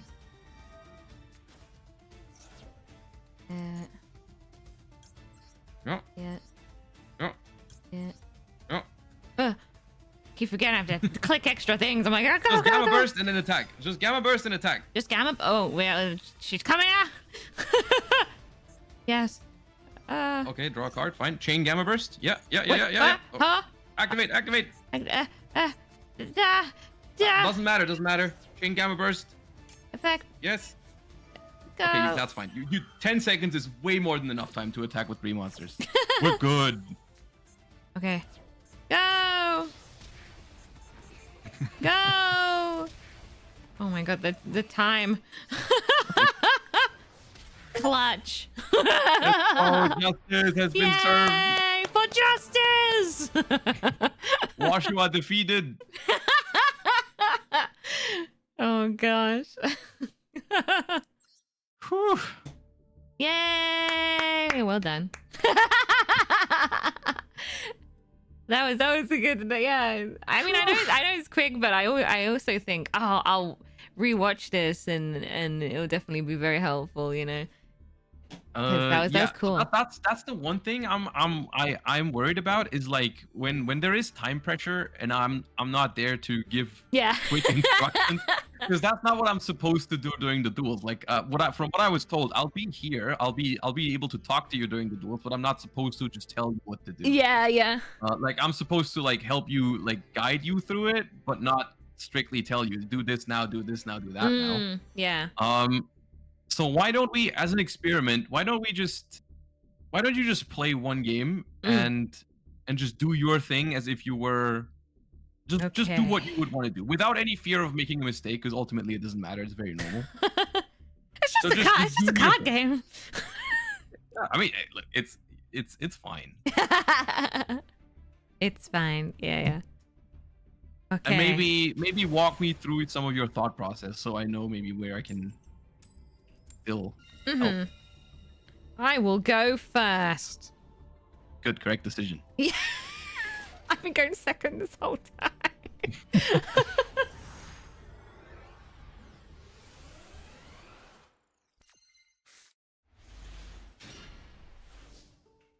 Good hand. Robot. Okay, first, I shall bring out a twin. Yes. Yes.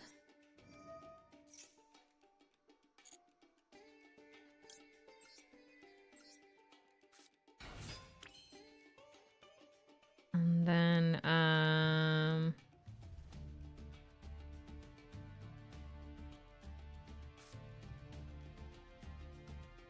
then do the Spright now. Very good. Yes.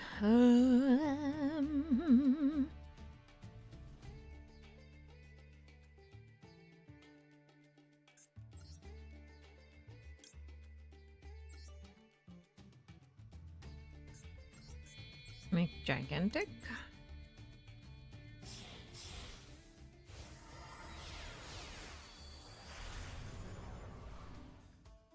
Gigantic. Activate. Cancel that. And then will be detached. Yeah. The gigantic is not going to stay on the field, so you don't have to worry about which one you keep under it. Okay.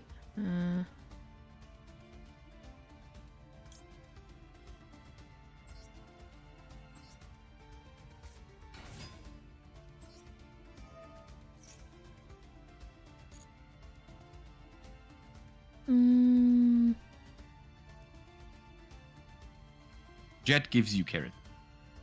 Okay. Yeah. So Jet is just a free middleman, basically. Yes. Because Jet gives you starter, and starter gives you the carrot. Right. Yeah. Yeah. Okay. So next I do the elf, or I'm gonna do the starter first. Both fine order. Okay. Just make sure to keep the live twin around, that's all.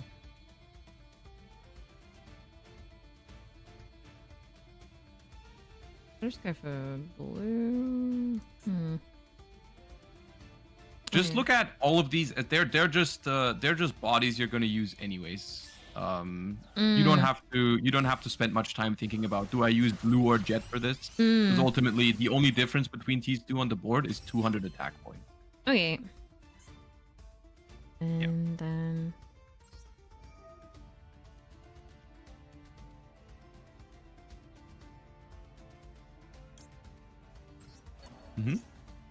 Perfect.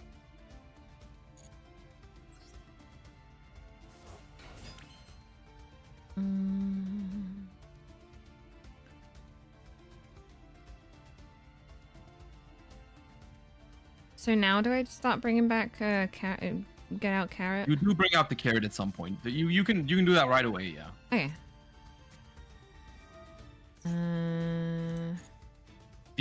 Essentially you're thinking a lot about order. Yeah. Which is fine. That's good. And at a very high level, the order and the sequencing that you're doing things in, it does matter a lot. I think for the sake of just getting to where you want to be at the end, just don't worry too much about the sequencing, unless you're looking at stuff that like locks you into fiends like the evil twin thing. Okay. But yeah, you do want to special summon out the Lila treat. from your hand before you link off the thing. And then it's just a matter of, do you want to... This here, you have to choose between, do you want to make the IP Mask Arena, or do you want to just go for the Evil Twin kind of thing? Both are fine options. You don't have to make IP Mask Arena here if you don't want to. You're gonna have to link off either red or carrot in order to make it, which is making your board also slightly weaker in some ways. So you could just turn your evil twins, your life twins, into evil twins here and call it a day. Yeah, I'll do the twins. Then just use the twins for it. Just use exclusively the twins. Just the twins? Or, so just not sacrifice blue. Yeah, just leaves blue around. He's fine to be around because he can be tribute fodder for red or carrot. Right, okay. Yeah, true. Yeah. Leaving you there as tribute. Oh ho ho. You wanna know something funny? Yeah. Always. Red and carrot in attack position is actually optimal here because you have Gamma Burst in hand, so you can make him bigger when they try to attack him. Oh yeah, true, yeah. They don't know what's gonna hit him. Then I make the other twins. Bum, bum. The twin dance. Ba-dum, ba-dum, ba, ba, ba. Nice. Activate. You see, with very little guidance, you reach the same thing that I used to like talk you through for 2 minutes, and then we were very low on time. So, We've come a long way. Absolutely fine.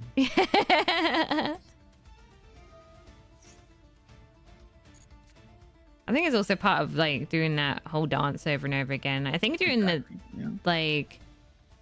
referring a little bit back to the our previous stream and then doing it over and over again really helps with the casuals. That is a thing with modern Yu-Gi-Oh decks. They're pretty streamlined in the way that once you know what they're trying to achieve, the decks are very good at achieving their goals consistently. You're done with your board here. You can just set your card. And or don't set him. That's fine. Oh, I thought you said with the double cross or the because the Gamma you said was a quick play, so it is a quick play, but you can't use quick plays from your hand during your opponent's turn. Oh yes. They need to be set, and trap cards always need to be set. Yeah. It's fine. We're not gonna need them, right? We're confident in our ability to win off of red and carrot and blue. I'm giving them just the up end, you know. Not giving them my full power. What does their monster do? if this card is destroyed by battle. More tokens, like the bugs. That's fine. That's fine. Just let them. Well, Effect Veiler cannot actually prevent that because it's not something that happens on the field. It happens after it leaves the field. So, like, you wouldn't even be able to stop that if you. I'll let you have your clouds. What is that? Caldian School. Place 1 fog counter.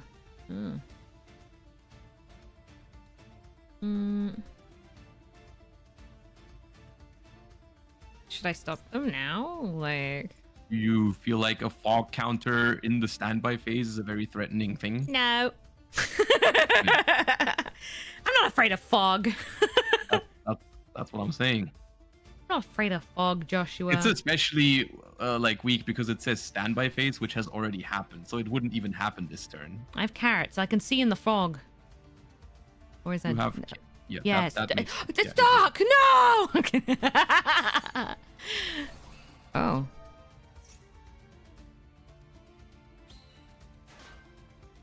They destroyed themselves. Not the Cloudian tokens.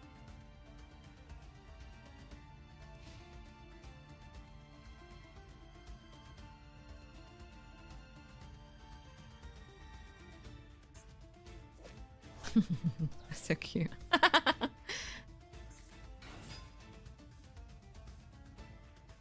Cannot be normal summoned or set, must be special summoned by banishing a Cloudian. Cannot be destroyed by battle. Once per turn. Okay.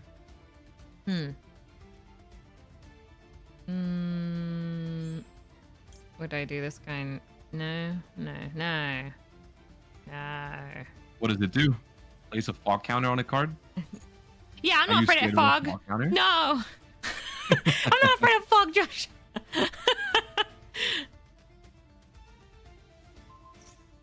Justice isn't afraid of fog. This is another place. I'm not afraid of fog.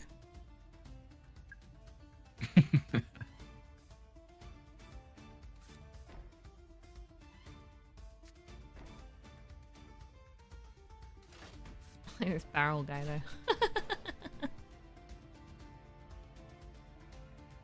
Famous last words. I'm not afraid of fog. Nah, fog counters are not very scary. Okay. Fogs, like Cloudians, are a deck from like 2006, I think. Oh wow. In phase 1. The monster they summoned cannot be destroyed by battle. Yeah. No. Wait, what happened? I just accidentally like clicked and I was like, oh god. I've done that a fair few times. Accidentally double clicked. You know what? Don't mind me. No, that can happen. That can happen. Yeah.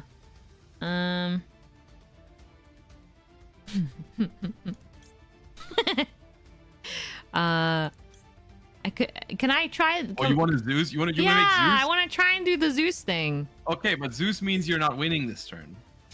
Yeah. Not okay with you? That's fine. Okay, then make a we can even make the gigantic sprite the cool way. Okay, yeah.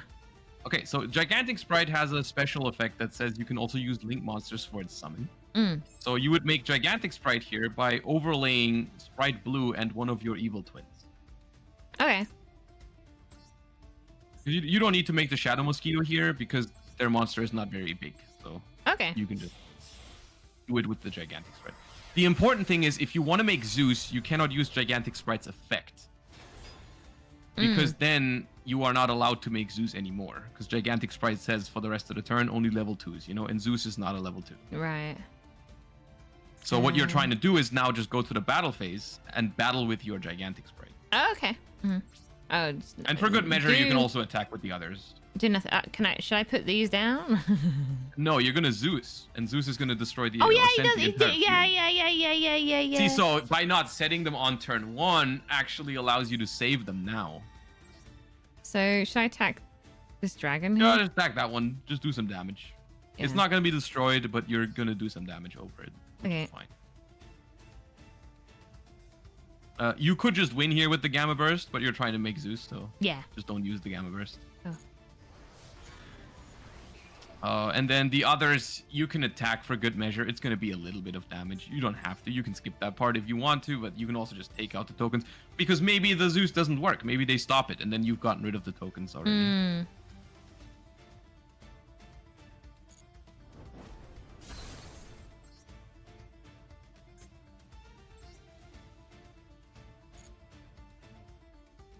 Oh, crunchy audio. Oh, let me fix. There we go. See, we got this down. We fixed these in like 2 seconds. Yeah. It's funny because I don't know what causes it exactly, because it's always very random when that happens with my screen shares. Yeah. You can just do, this is just 100 damage and the other one will do 400 damage, but why not? Why not? Get 'em. And then we're going to move to main phase 2 and do the Zeus thing. Oh, what does that do? Banish this, then you don't. I'm going to do it anyway. You're doing it. I think that makes their monster smaller by 100. Okay. Oh. Well, attack elf. And then main phase 2, we're going to Zeus. And we're going to see the beautiful Zeus animation. Yeah. Bam. Right, main phase 2. Okay, main phase 2. And then you're going to make Downerd and Zeus. This one here. Yeah, Downerd first. I just select. Yeah, just put it on top of the gigantic sprite. Position does not really matter because it's going to be used for the Zeus right away. Alright, and then you can make Zeus on top of the Downerd Magician. Oh, very cool. Zeus. We're gonna do something even cooler now. We're gonna use chain links to our advantage. Oh? We're going to. So Zeus would normally send the entire field to the graveyard, right? Yeah. So what you're gonna do is you're gonna activate Spright Elf Okay. to target a monster in your graveyard to revive it, Yeah. which is going to be the Spright Jet. Okay.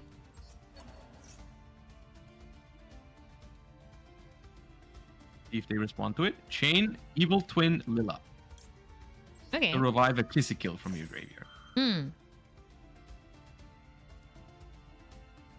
Now chain Zeus, Now chain Zeus. Okay. and then see what happens. Detach the Kissikil. That's important. This one. Yeah. And you need to detach 2 from this one. 2. The other one does not matter.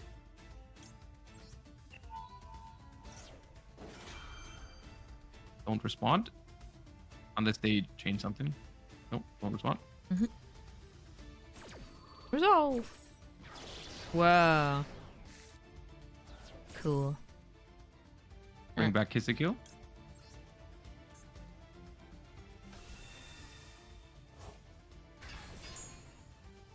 And bring back Spright Jet. Yeah. So the reason this worked that way is because in Yu-Gi-Oh! The chain always resolves backward. So we've gone chain link 1, don't chain. We're low on time. Just, you know what? They got no cards. Just search Smashers, set your stuff, and pass. They can't draw anything that gets them out of this. We could do a whole lot more, but And then pass. you can just pass. Yeah, they're gonna have 1 card. Mm-hmm. So the reason that worked this way is because we went chain link 1 Elf, chain link 2 Lila to revive, and then chain link 3 Zeus. Oh. So Zeus cleared the entire field, but the other 2 effects were still on the chain. They were still about to resolve, so they still brought back those 2 monsters. Zeus them again for good measure. Zeus him again. Yes, I want to see the animation again. And then I just any.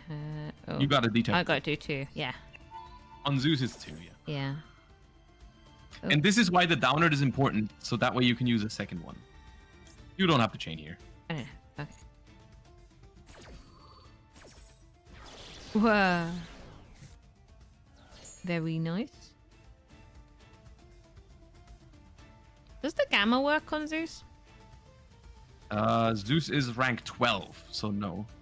Oh yeah, it's all level round. Oh, yeah. Yes, but you can just normal summon Spright Jet. That's enough damage. Maxi. They had 3,500. You had the opportunity to be very disrespectful right now by just summoning Maxi. But... I was tempted. I'm not gonna lie. Well, you could summon it and then special summon this Spright Jet. Because it's a level 2 actually. Sometimes if you have like Maxi and Spright Blue as your only monsters, you would do that. Oh, that is so mean. Prepare for justice. Against Cloudy and Screw. You can even, if you activate Gamma Burst, you can attack for game with Maxi. Can I activate it now? Yeah. Yeah, you can activate it now. I mean, they got no cards. There's not much to there. Nothing to do wrong here. So now if you just do Jet or Zeus first, then the Maxi can attack for the last bit of damage. Better. I don't know what kind of lesson this is. Yeah, we're just teaching DM right now. I don't know what this is for. Is that just forget what happened this turn, okay? Don't do this during the Titan duels. Wait, you don't think I should do this to the guys if I get? Actually, you know what? No, if you can do it, yeah, you can do it. Yeah, you've been maxied. Yeah. Okay, so you get how to do the Zeus thing? Yes. That's cool. But I will probably note it. Your first turn was pretty good there, even without me doing much. Oh, phew. Nice. just one small thing. You did overlay the Spright Red to make the gigantic. Yeah. That is something that is potentially weak to your opponent, then stopping your gigantic from, like, let's say your opponent has an effect veiler. You would like to have the Spright Red still on the field, so try to overlay not Spright Red or Carrot if you can. Other than that, it's completely fine. You don't even have to be afraid to overlay both of your life twins. because Spright Elf exists, so you can just bring the pink one back to make your pink Link monster. Do you have any of the decks the other lads are using? I can build one if you just bring one of them up real quick. Yeah. I probably have the cards for it. Staff posted the link in the chat if you can see it. Okay, it's above let me build 2 comments. Yeah. I'll duel someone whilst you do. Unless it doesn't take that long. I don't know how long it takes. Max seed. Okay, so let me see.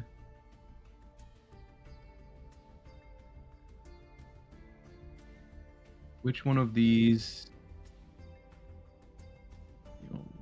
They got some evil decks. Oh. They got Chain Burn over here. Okay. Okay, I can show you the Exodia deck. I have all the cards for that one. Oh, cool.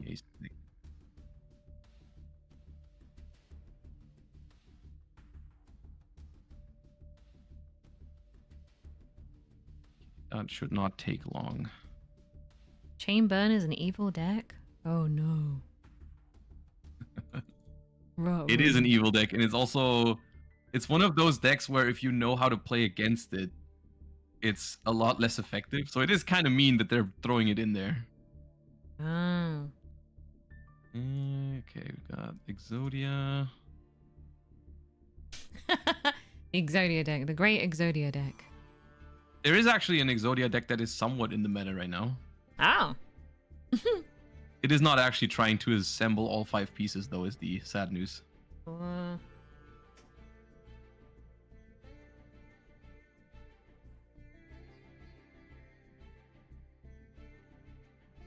temple. Obliterate.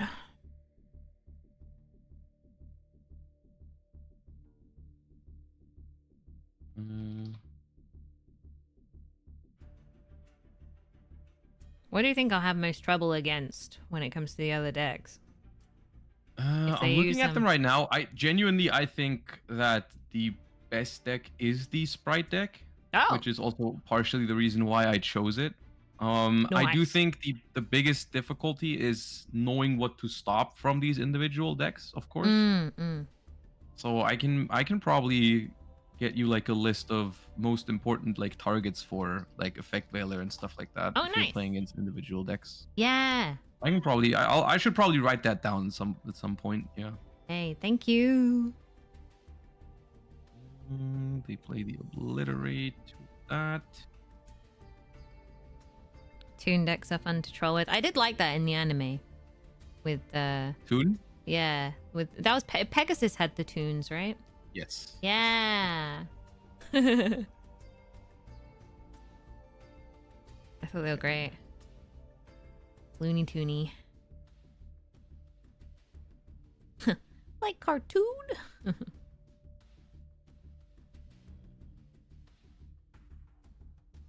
Dakota plays tunes? Oh. Oh, Kaiba boy.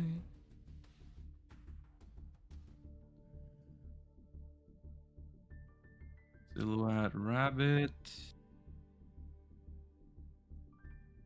Star Slayer.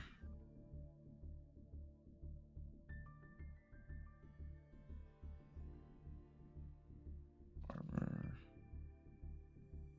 Dark Awesome. Are you having fun, Liz? I'm having a great time. Yeah. I mean, that's why I partially have been playing Master Duel off stream because I'm genuinely having a good time. It's That's good great. fun. Yeah. Yeah. I like it because it's partially a puzzle as well, and as much as It is. It's very much like a puzzle. Yeah, you're just trying to identify. like a millennium puzzle. Mhm. A millennium puzzle. Okay, I need to craft one card for this deck, and then I'm ready to go. Hold up. Liz, please, we have a guest. Hey, I'm a guest on his channel too. We're a guest on each other's. That's right. Okay, I got the Exodia deck ready. Nice. Okay, yeah. Do you want to make the room or shall I can create the room, yeah. Nice. Go full screen so no one can snipe the code. No, Create a room. do I'll it. put the timer to 900. And then... Yeah, put the timer up to the top, please. All the way. Give me all the time.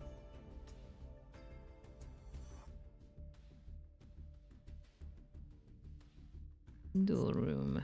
Enter there you room. go. I've posted the code in our Discord. Nice. Thank you. So, find it. Table 1. There we go. Oops. I'll have the live twin sprite deck selected from last time.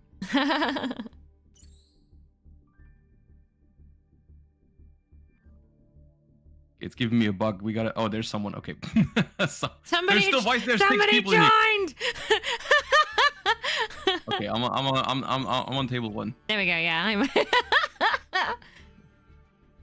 Okay. Does it show the? No, it doesn't. Okay. Again. Get out here. Do you want me to watch your Discord stream and tell you what to do, or do you just want to like do your thing and I'll just explain what I'm doing? I'm going to do my thing. Oh, you actually just stopped streaming. Okay, cool. Yeah. All right. Just... No. Oh, there's the frogs. I've removed it. My screen.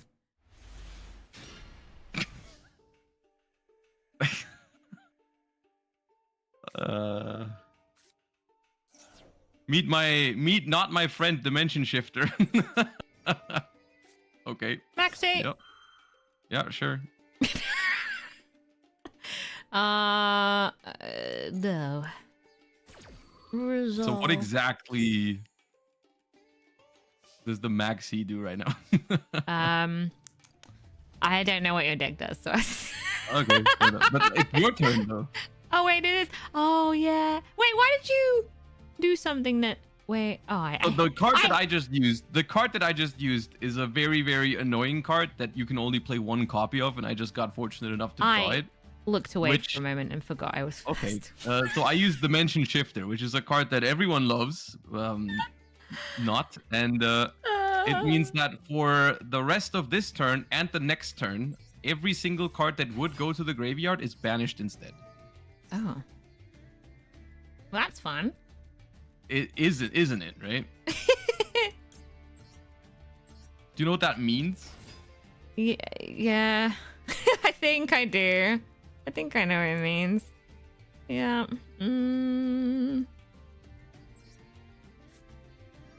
Ruh-roh.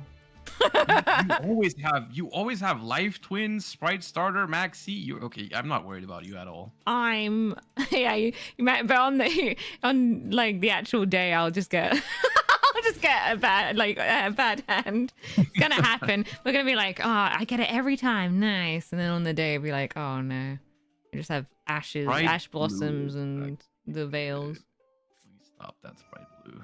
How dare you? I can't believe you did this. Well. And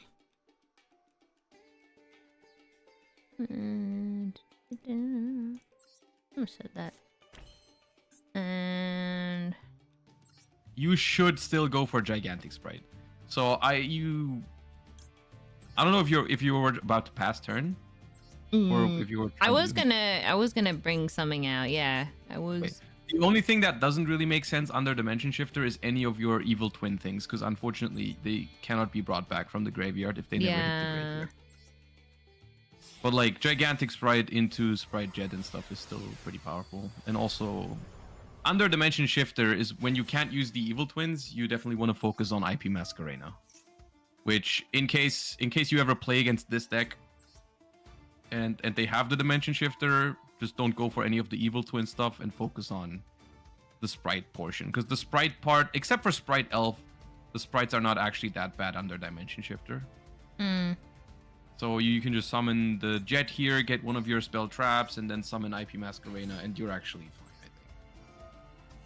Like there are some decks that really hate to go up against Dimension Shifter because they fully rely on the graveyard, but Sprites are genuinely like fine. I went live again. Okay, so there's one thing. You have already used Spright starter this turn, so I think Spright double cross is pretty good here. Yeah. Yeah. Sometimes there is an argument to search Spright starter, because once again, Spright starter is also a quick play spell, so you can just set it and then use it on the opponent's turn to still bring out red or carrot. I accidentally clicked it twice. Wait, that is the one I was going for, right? Wait, no. Here, there's no point in making. Oh, actually, you know what? Because you chained Maxi earlier, you actually have a level 2 you can bring back for Spright Elf if you wanted to, which isn't even that bad. But there's not really a point to do that actually. No, just make IP Masquerena with the two like with the twin and the jet. Just IP Masquerena and Gigantic is going to be your end field, I think. Right. And then with the set double cross, you actually have a good amount of disruption here, even through, you know, I mean, I've used 2 cards to try and stop you, and so like that is genuinely, even though it's not what you're used to, considering I've tried to use 2 cards to stop you, this end field is still pretty good.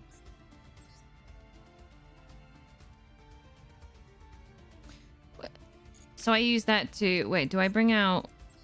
No, you're done. I'm done. Yeah. Yeah, you're done. You want to summon the SP Little Knight on my turn. On your turn. Oh, right. Because right now I don't have a card that I can banish. Oh my god.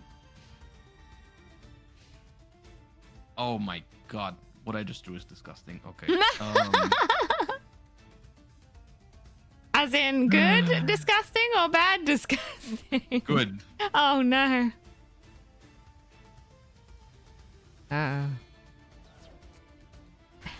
I'll tribute both of your monsters for the Lava Golem. Golem? Which you can summon to your opponent's side of the field by tributing 2 of their monsters, but you don't have a normal summon on that turn. Oh. And then I'll use Sengenjin, Wakes from a Millennium. All the Millennium monsters have an effect to place themselves from the hand into the spell trap zone. And then you can summon them from there by either paying 2,000 life points or revealing a special card in your hand if you have it, called the Millennium Ankh. I don't have it, so I'm gonna have to pay 2,000 for this. And if you let me do this, I will be able to summon it and search another Millennium monster. So it'll hit the field and search a Millennium monster if you let me do this. I'm not gonna let you. Okay, that is a good decision.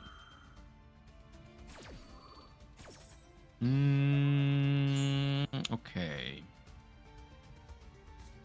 I'll follow that up with a Wedju Temple.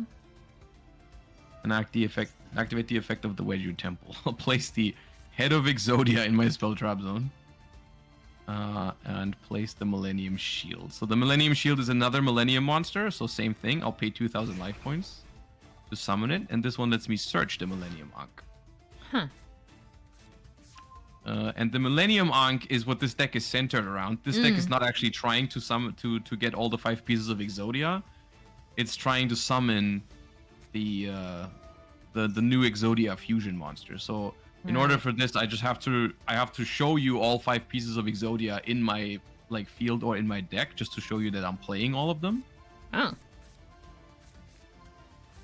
And then I get to summon the Unstoppable Exodia. Wow. And then it returns the Exodia pieces. It's got 0, but it's going to gain attack equal to my life points.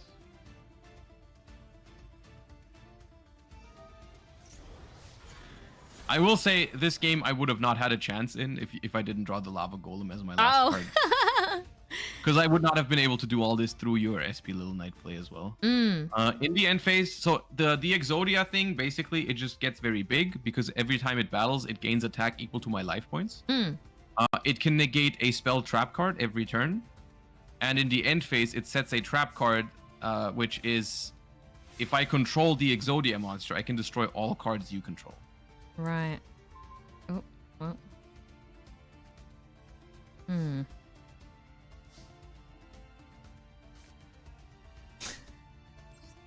I set this card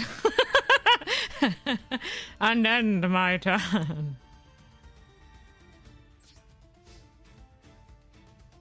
I'll use the effect of the Exot Fires just so you had.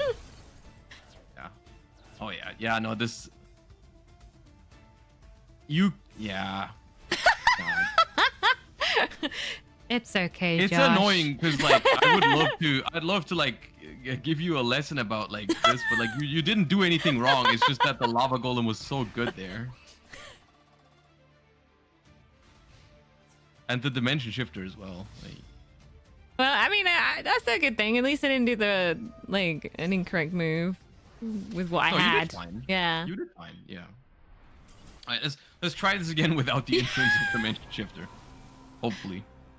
Well, I mean, Well, no, you of course, play the other cards. Competitors also are gonna have good decks. Yeah, so. that's what I mean. You play the cards that you would play, you know, because that's Yeah. the only way I'll learn, even about the other cards, you know. Mm.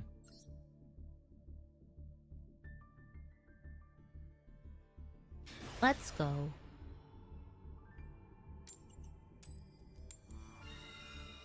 I'm going first. Wait, are you in the game? Wait, huh? Are you I'm not? still in the loading screen. Yeah.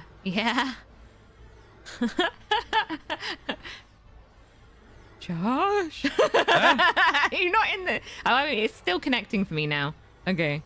Yeah, I think you're gonna be thrown out in a second because it didn't even start connecting for me. Oh. I think there's a small bug happening. Oopsie.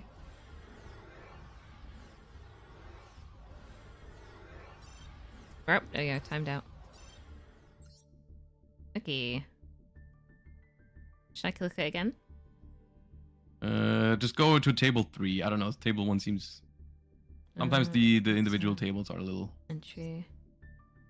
Begin. Yeah. Okay.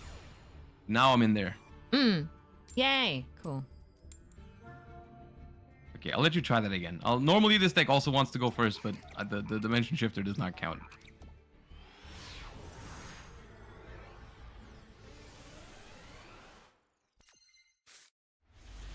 Okay. Okay, this time you can do your thing.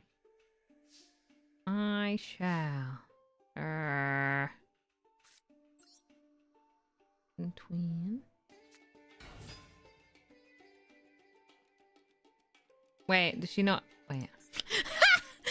This is the one that doesn't. Oh my gosh. Okay. Okay. Oh, okay, that fixes it. You get the other one that isn't one of the basic ones. Exactly. And now because you have, yeah, we fixed it. That's fine. That's okay. It's fixed. Plan B.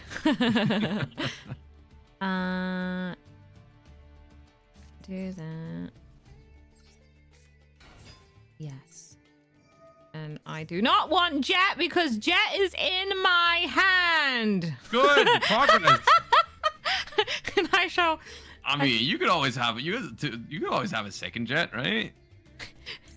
Not today.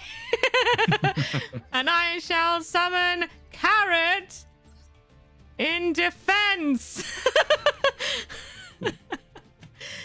And then I shall. Oh, now that we're going on, now that we're playing 1-on-1, you're doing the defense mode. Okay. Yep.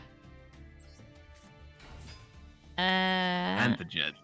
All right. Jet, yeah.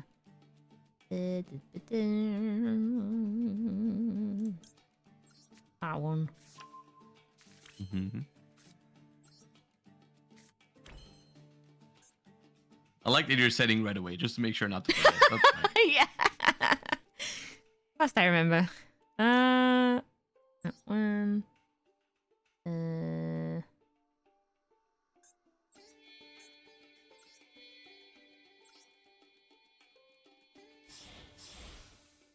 Gigantic.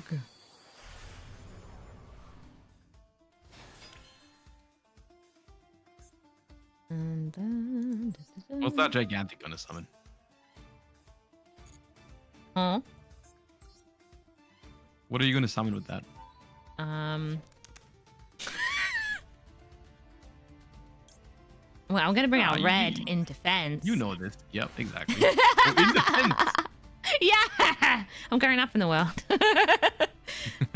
I don't know. I don't know when I've seen a horizontal sprite red for the last time. Let's see. I want to bring out an elf. I'm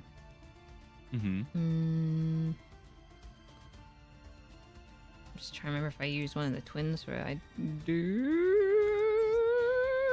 As long as you don't use red or carrot, it does not matter because you can just bring it right back, whatever you use. Yeah.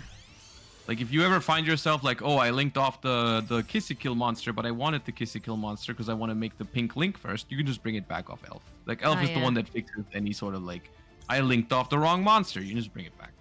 Nice.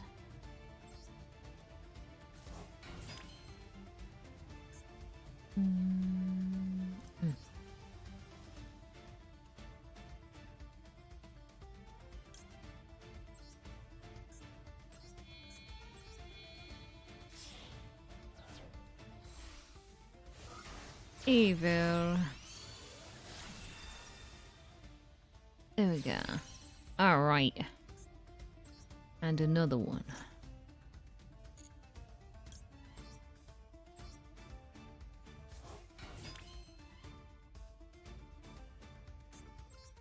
And then the blue one.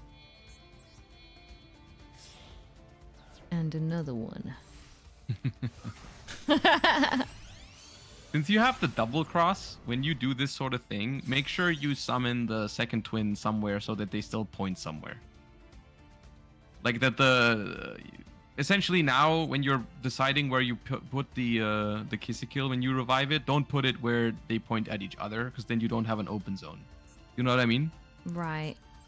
Where they... oh, so there we go. Activate.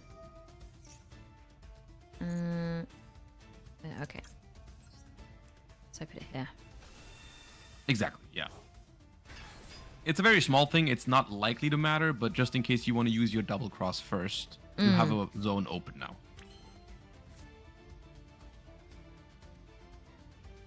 Yeah, this can be... It's because it's quick play. It goes from my hand, right? Target one... Not during the opponent's turn. Not during the opponent's turn. So if you want to use a quick play spell on your opponent's turn, you still have to set it.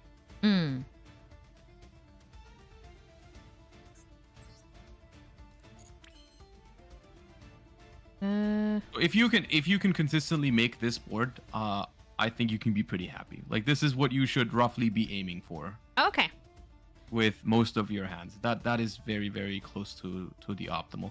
The only thing you could have on top of all this is the IP Masquerena. You should never have more than that. But that would require like an exceptional amount. Like you can turn the carrot and the red into the IP Masquerena here, but then you'd be missing out on them. You know? Yeah. So... What about no, I can't bring them with the starter, can I? Oh, you have starter? Yeah. If you want a starter, you can bring out another sprite monster, then turn red or carrot into IP Masquerena and bring the red or carrot back on my turn with Sprite Elf. That would genuinely be the maximum end board that you can make. Yeah, that did come to mind, but then I was like trying to remember like the whole chess thing of what comes next. It's just a matter of, well, the sprite starter does not reach its full potential here because you're not using the effect of the blue or jet that you're summoning. Probably just jet. Because you already used that effect, right? So you're not getting as many cards as you could, but you're making a stronger board because of it. Yeah. And I do think in this case it's probably better to leave carrot on the field than red immediately. Yeah, I can't summon. There's a higher likelihood you want to negate a spell. Oh, you're locked into fiends. My bad. Yeah, yeah. You can't. No, that's my bad. I forgot. No, it's fine. I should have realized that like a moment ago when I looked a moment ago, but it's fine. It's no worries. Okay, so I am going to start with a card called Super Polymerization, Oh. which is a little mean because it does not allow anyone to respond to it. So even if you wanted to do something to this, you couldn't. What the frig? I can't destroy it all. Yeah, and it allows me to fuse with your monsters. So I'll be fusing. Oh. I'll be fusing red and carrot away for Garura, Wings of Resonant Life, which just requires 2 monsters with the same type and attribute, but they have to be different names.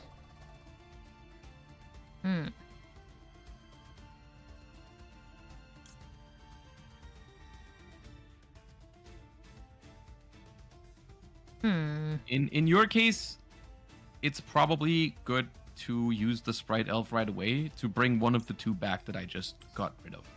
Okay.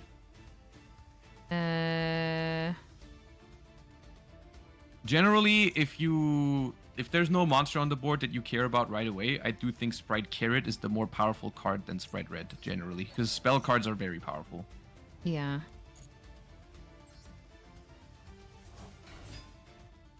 See, here is a point where the Spright Carrot should be in defense mode because the Garura can attack it. Damn it! Caught me off guard. I had my game on. I'll try to attack the Spright Carrot.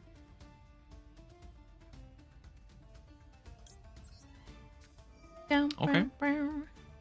Flash the target monster burn control. Target monster 2 months.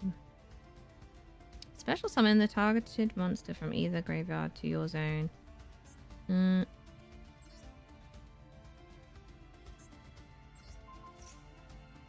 I take you. Okay. Thief. It's my bird now. I will activate the Veju Temple. Oh.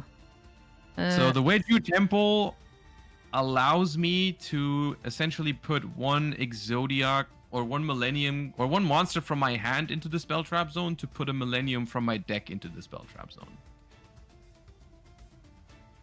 Important note, because the Millenniums go to the spell trap zone as continuous spells, Spright Carrot can negate them once they are in the continuous spell trap zone. So I'll attempt to use the effect of Veju Temple to place 1 from my hand and 1 from my deck. When your opponent activates spell trap card, you can true. No. So I'll place the Sang Engine, and I'll place the Millennium Shield. And then I will attempt to use the Millennium Shield, pay 2,000 life points, and summon itself out. And search Millennium Ankh. You're letting me do that. Okay, so I'll summon that out. And I'll add Millennium Ankh. Activate the this kind of okay. That just draws you a card. Whenever that pops up, just click yes. Oh, okay. This is why these are sometimes good to have in the graveyard, is because if I add a card from my deck to my hand, you can draw a card. So like whenever that pops up, just say yes to it. That's never bad. All right, look at my Millennium Ankh so I can summon out my Sang Engine. To summon itself and add a Millennium monster from my deck to my hand.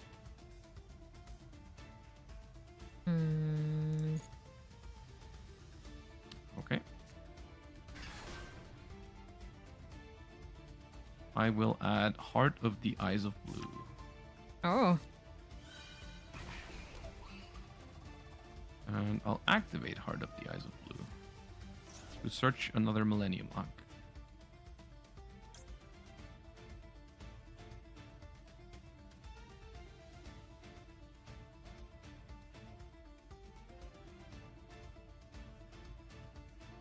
Yes. This one. That's not bad. Yep. So Yeah, this is the interaction that you're trying to look for with this kind of card. Because I've discarded it from my hand for cost to do something. Called by the Grave can banish it from the graveyard and negate all cards for the rest of the turn with that name. Similar to Crossout Designator. Okay. I'll use my Millennium Arc.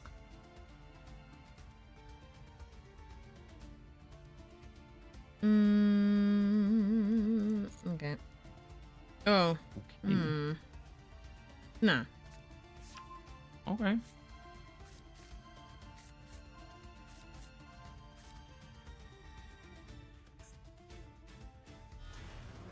It's the guy.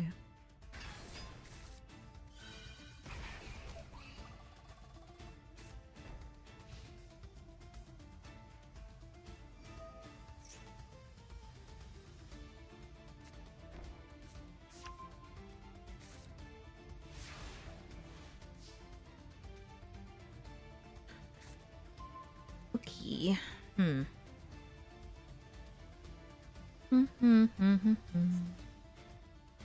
You should have stopped that. Yeah. Arc, I think. I should have after you did it. I was like, all the bits and bobs happening. I was like, oh, I probably should The have. trap card I just activated is trying to destroy all cards you control.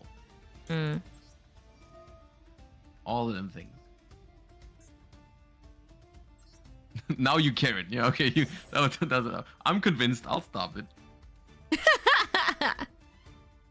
What? I'll stop your carrot. No.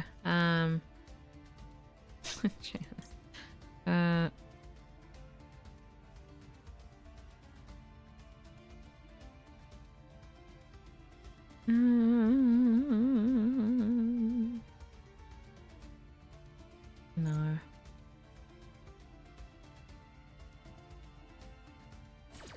So much reading.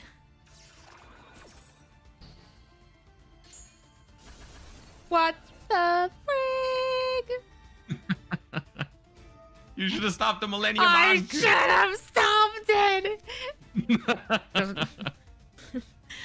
You're doing the thing where you're Fist on the- overthinking where to use your stuff, and Yes, you end up not using it at all.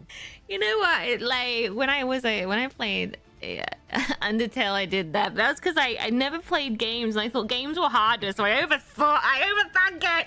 And I'm doing the same thing. Fine, maybe you can still. I mean, the only thing that I have at this point, I don't know what your hand is, but the only thing I have left is one negation for a spell trap card. So, like, if you have another life twin or something, you can potentially still do things here. Well, lucky for me, I do. So the only thing that might be difficult here is that the unstoppable Exodia cannot be destroyed by card effects. Well, actually, you're fine. You know how to Zeus. Yeah, no, you can Zeus this. That's fine. Zeus is very good here. All right, you have an objective. Zeus. Zeus. Yes. Zeus. Yes. Yes. I will Zeus. Start. You know how to Zeus. No, That doesn't let you Zeus. No, it doesn't. No. What? No. You know what? No, I'll stop it for you. I'll stop it for you. Yeah. Stop my card.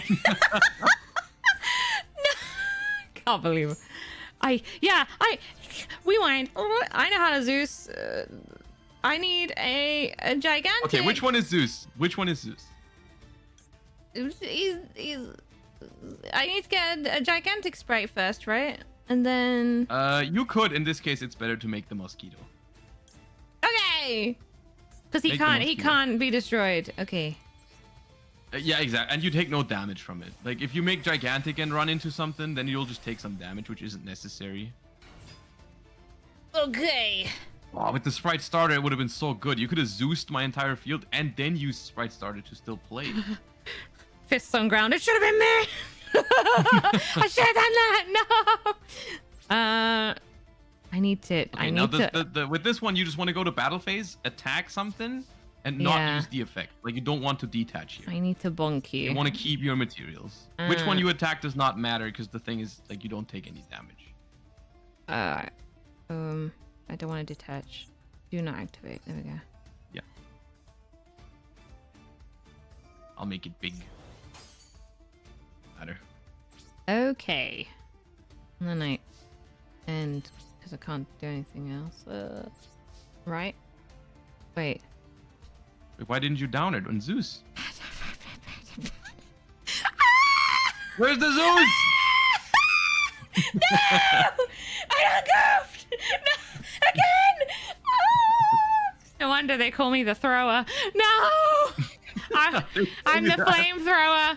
No! No! I clicked it and I was like, oh no, it's on the main two that I picked. No!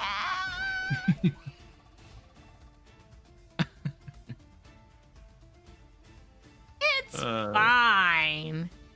I mean, it's not fine anymore. The Zeus, actually, the Zeus was very good last turn. I don't know if fine is the word I would use now anymore. Can I believe in the heart and the cards? Please. Oh no. I had it. I had it in my grasp.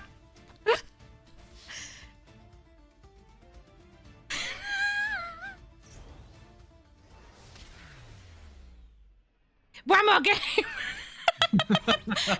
One more, Josh. One more. One more. I will say that one, if I can see your hand and with just a little bit of guidance, we win that one easy. if we have this game in the Duel of the Titans, we got this, no problem. Okay. Right. We got. Because it's not like you messed it up completely or something. Like if we have that in the Titans, I tell you like, oh, negating that Millennium Mark is pretty good, and then you just do that and then you win the game. It's pretty good. Oh, okay, let me go first once. I guess I'll go second.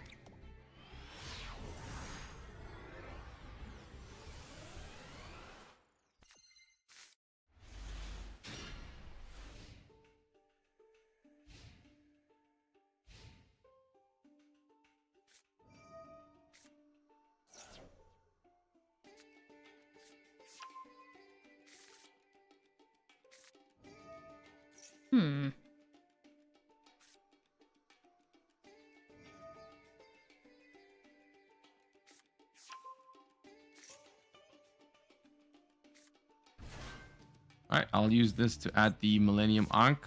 You know, I know I have 2 of it, so like stopping it now wouldn't help much. Not that there's many cards that can't stop it when you're going first. Okay. And then I will use the Millennium Ankh. So, essentially, you see how this deck also similar to your deck. It tries to do the same thing every time, essentially. And it's just about it's all about just summoning that fusion monster, basically. So, I'll reveal the 5 cards for Exodia. You'll now know that I have one of them in my hand, which is valuable information. So you know half of my hand right now, basically. Oh. Because you know I have another one of the Millennium Ankh, and you know I have the shield. Exodia head. Oh wait, no, you already played the shield. I looked away. Okay. The Ankh. I have the Ankh, the spell card again, and I have the Exodia head, basically. Now the Fusion Exodia is that's a very good target for Effect Veiler, because during the end phase, this would set that trap card that destroys all of your cards. And now that you've used Effect Veiler on it, I can't use that anymore. Wonderful. See, I'll activate it, but it won't do anything. Beep beep. Okay. I draw.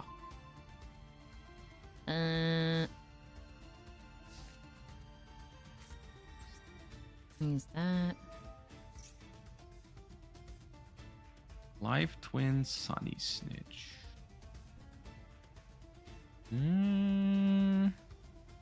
Yes.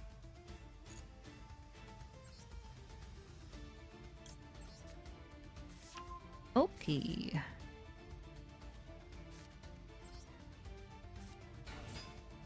Yes. My chat is telling me not to do this, but you need to learn about the power of Maxi. I need to learn. It is time. Oh no. It's fine. Play what people would normally play. They would absolutely use the maxi here now. Yeah. There you Oh, go, you don't yeah. have an answer to it. That's fine. So the thing is here, the difficult situation for you now is, the more you do, the more cards I draw for my next turn. Yeah. Which is very painful. Because I gotta every single learn. summon, every single monster you put onto the field now from this point, I will draw a card. Okay.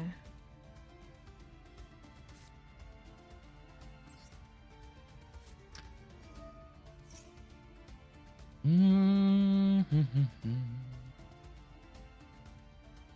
the Exodia on that.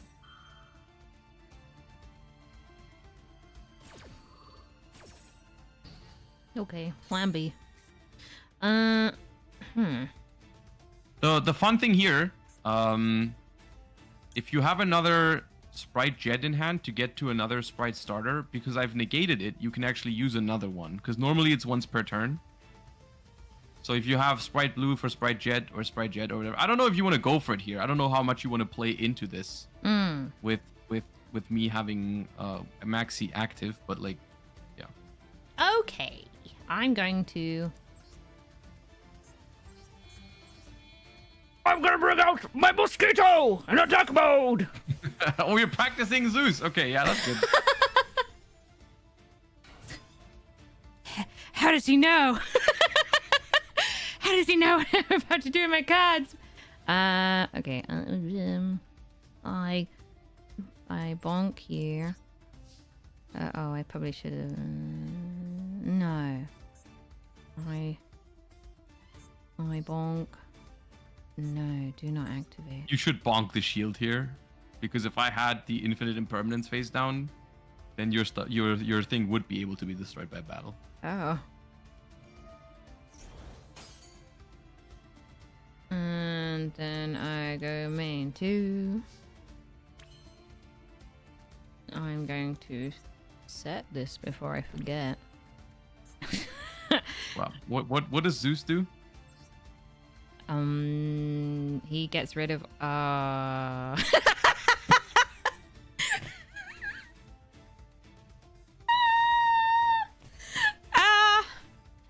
put it in It's there. fine. We donated a card to the Zeus. It's fine. I'll make a great blooper compilation. It's fine. Think of the funnies. Okay, so. Oh well, Downard and then Zeus, I suppose. Actually, you can. Okay. Oh, I went for her first. I wouldn't. Yeah. I'll take Yeah. card. She's here. And then I go. Zeus. Does it matter where you put Zeus? Where? Yeah, where you Not put. really. No, okay. There's only very few decks that care about the positioning of the like Xyz monsters and stuff. As long as you can technically put it up in the middle, but that's not what you want to do, because you want to use it for the link monsters. I activate it now, right? You can, yeah.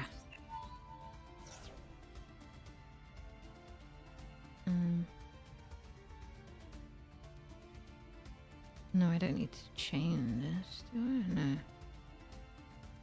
No. No. Oh, I don't. Wait. No, anything you chain here would just put more cards onto the field that the Zeus would then wipe. Yeah.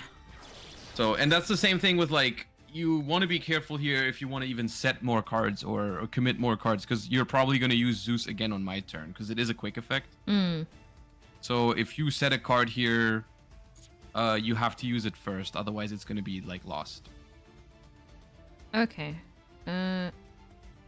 I'll end then.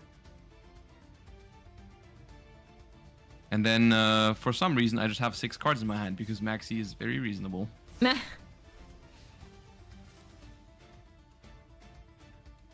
Okay.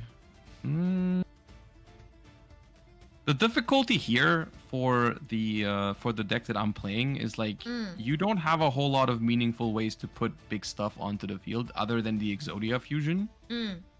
But I don't really want to summon the Exodia fusion into your Zeus right now. So that's something you can maybe take advantage of.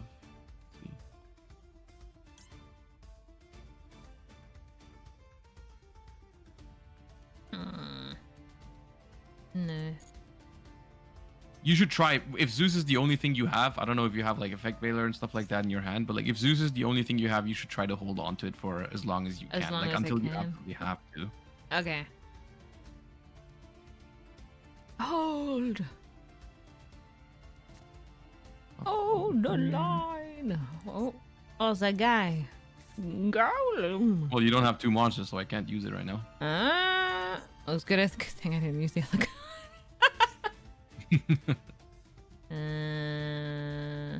I'll hold.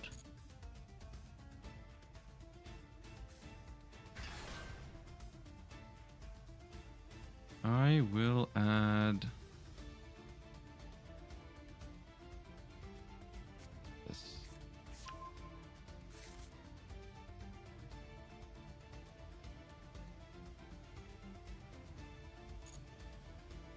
I will put this into the spell trap zone.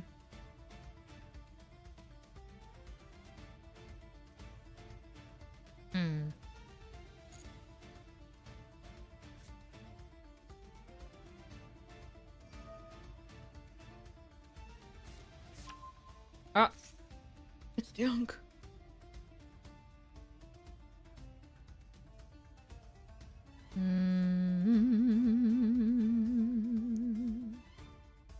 Holding.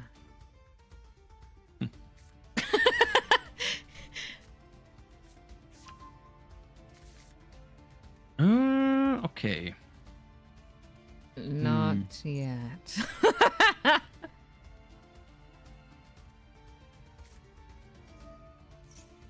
Now I would do it?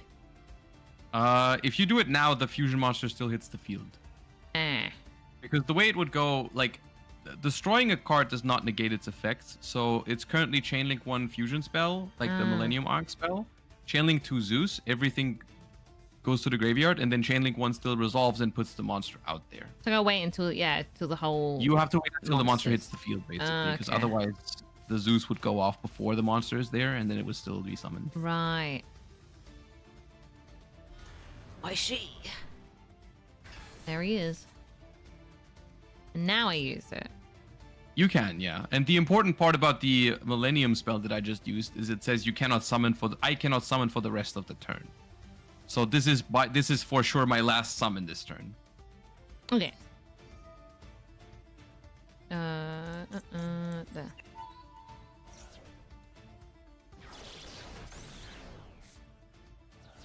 That's probably my favorite animation in the game. Yeah. It is definitely the coolest. Thus far, I've seen. That'll be it for my turn. I draw. Oh. Okay. Now I activate my starter. I am so sorry. Or not. Or I don't. Well, I'm not stopping it. I'm just trying to draw some cards. Oh, but I can stop. Do I do it, guys? You do a way to stop it? Yeah. Oh, lightning speed. Lightning speed. Oh. You've been blasted by the blossom. Yeah.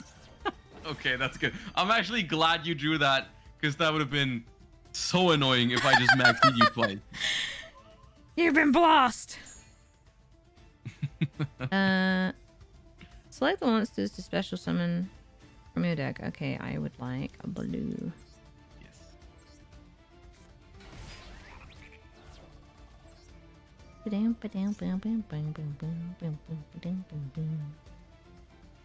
And then I will bring out the jet.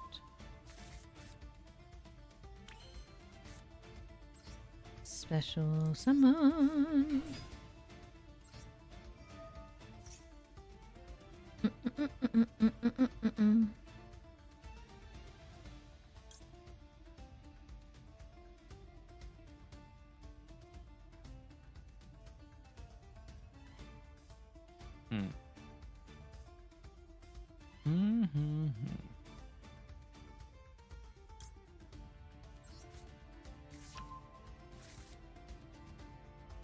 Oh, okay.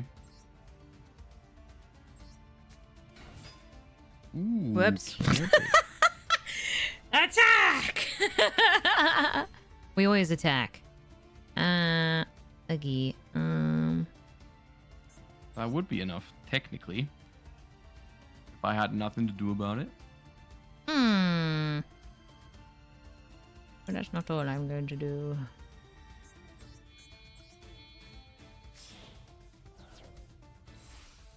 Bring out the elf!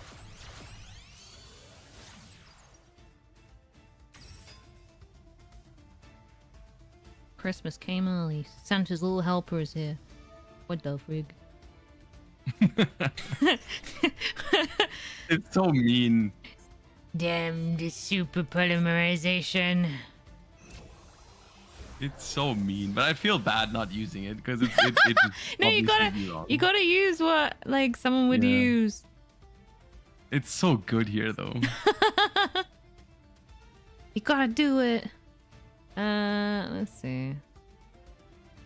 Yeah, the Gamma Burst, that doesn't help the guy. Yeah, you just have Gamma Burst. You can't do anything other than just attack the Garura. Okay. Attack the barb. What the frig? That, I think, bounces one of your monsters by sending the left leg. He's gone.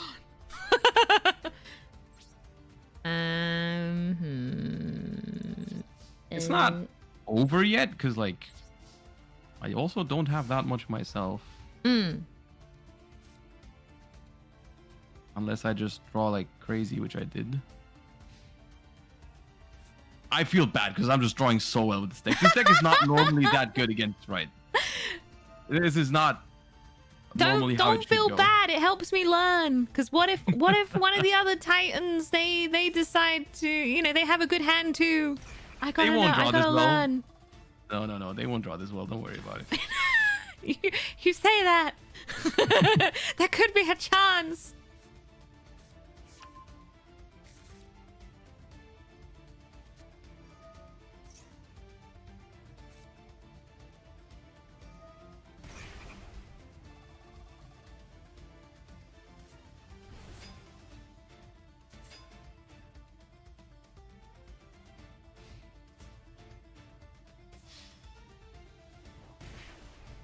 Yeah, Garura does double battle damage because he's got 2 heads. So.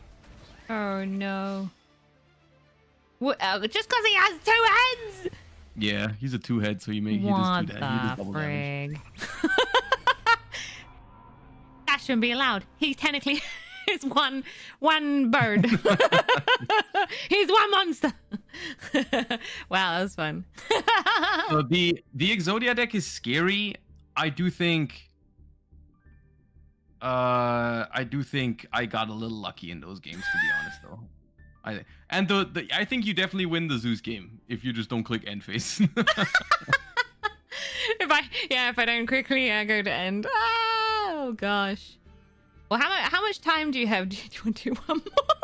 I mean, I kind of feel bad ending on one where I just like draw like crazy and you just didn't even have a chance because I just maxed you twice and had a crazy top deck. So Okay, I think we can... it's time.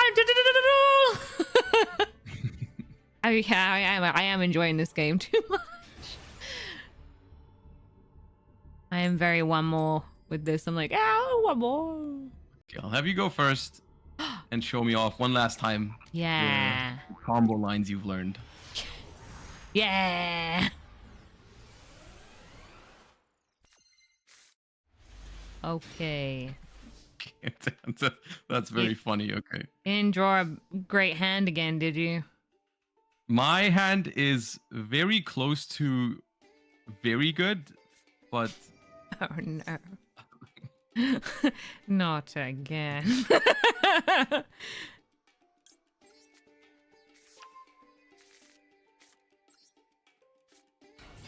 My hand is 2 cards away from greatness, basically. Oh. Well. Right, I'll try to stop you from doing your life twin things. If I'm lucky, you don't have a way to keep playing.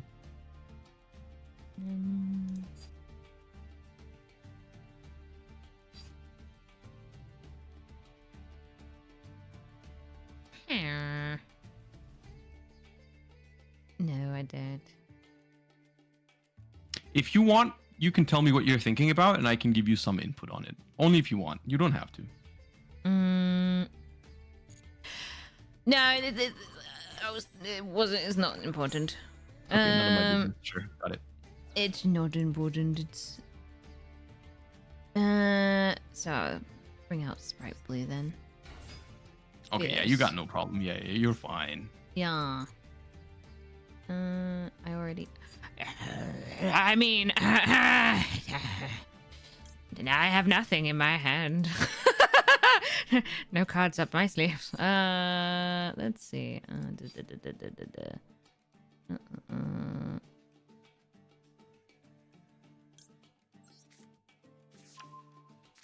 Oh, someone has Jet already. Okay. How did you know? I know because I've played this game a lot. And I've taught you what to do when you have Jet in your hand, so I know. Yes. Oh Yeah, wow, yeah. Sprite Jet. What? Yeah. Okay. I will take. There.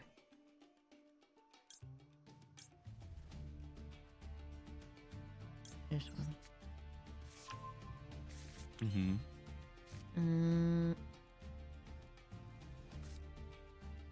Do you remember how you can get to your life twin combo still, even though I stopped you from getting the second life twin? Or do you want me to throw you a quick hint? Maybe if I do this. That's fine. But that's just going to get you the Sprite red. Yeah. That's not getting you the missing... Oh, the red is still in attack. Okay, the world's still good. Okay, the world's fine. She will always be in attack. So you're missing life twin Lilla, right? Because you have Kiss a Kill and I negated its effect. Yeah. And you didn't get to the Lilla, but you need both halves of the twins to get to your combo. So you're gonna just gigantic Sprite for the last one. Okay. Like for the missing one, you're gonna just say gigantic Sprite for it. Because normally you would gigantic Sprite for red or carrot, but you have both already, so like there's no need for you to do that either. So you can just use the gigantic to get the second twin out there, and then I think from that point on you should know what to do. Yes. Gigantic.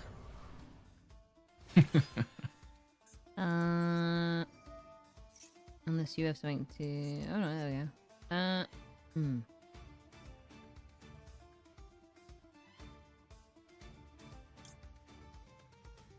I bring out blue. No. Wait. Yes. No. Yes. Oh yes. Don't worry about which one to detach here. It does not matter. You don't have to. You don't have to get caught up in some of these micro decisions, like which material to detach too much. Focus on the greater thing you're trying to achieve. Yeah. Because ultimately, both of these materials are going to end up in the graveyard once the gigantic Sprite is used for anything. Well,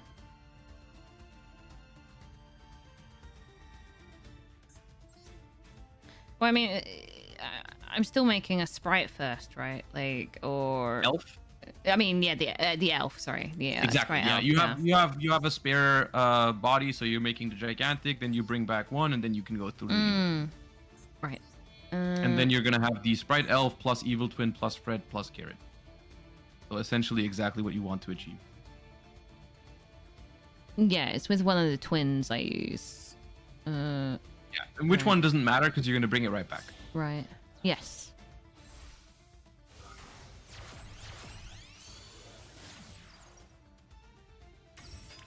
Activate. Yes. It's all coming together.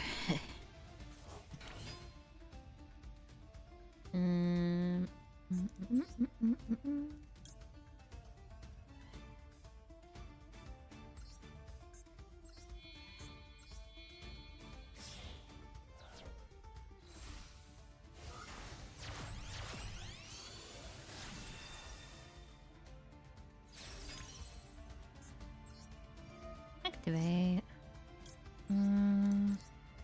Oh, that's there. A balloon. I do think that last game highlights one of the weaknesses of the Spright Life Twin deck specifically. It is probably the deck in the entire field that is trying to special summon the most. Yeah, yeah. So the Maxi is at its best against it. So like that is something that if the others have that card, we're gonna have to find good ways to try and play around it. Yeah, I have to look properly at the other decks. I imagine. I think when I was having a quick look, I think there's people with like Ashes and the Maxes and all that. Evil Twin, yes. Maxi, I mean, Maxi is such a good card. It usually is in most Yu-Gi-Oh decks these days.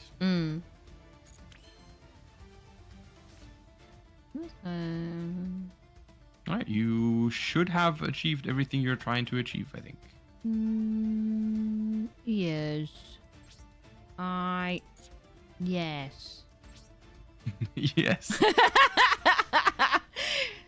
Yes. Okay. I will try to start things off with Wedju Temple.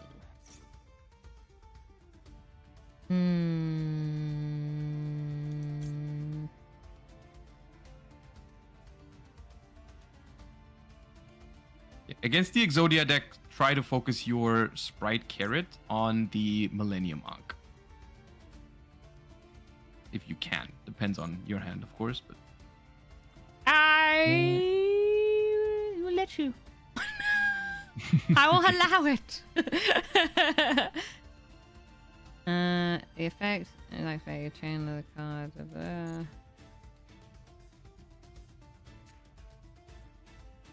Place the shield and place the Sengenjin. I'll activate the effect of the shield. I'll pay 2,000 life points. I'll attempt to special summon it and search for the Millennium Ankh. Okay. So I will add Millennium Ankh from my deck to my hand. And take 200, yes. I'll proceed to activate Sengenjin by revealing the Millennium Ankh. And that'll try to special summon itself and search a Millennium from the deck.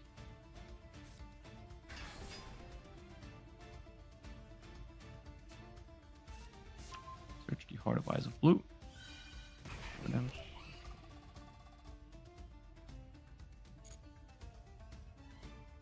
I will try to activate the Millennium. Okay, and I will use Carrot now.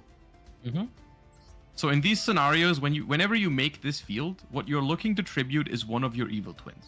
Always. Right, yeah. Because they have this effect to revive each other, but only if you don't have a Lila or Kissikil already. So what happens is, it's now your decision of, if you're tributing this one, you're going to destroy a card. If you're tributing the other one, you're going to draw a card. Right?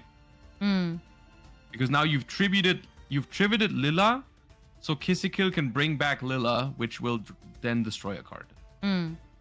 Which is probably the right choice on the opponent's turn most of the time. I need to chain another card. No.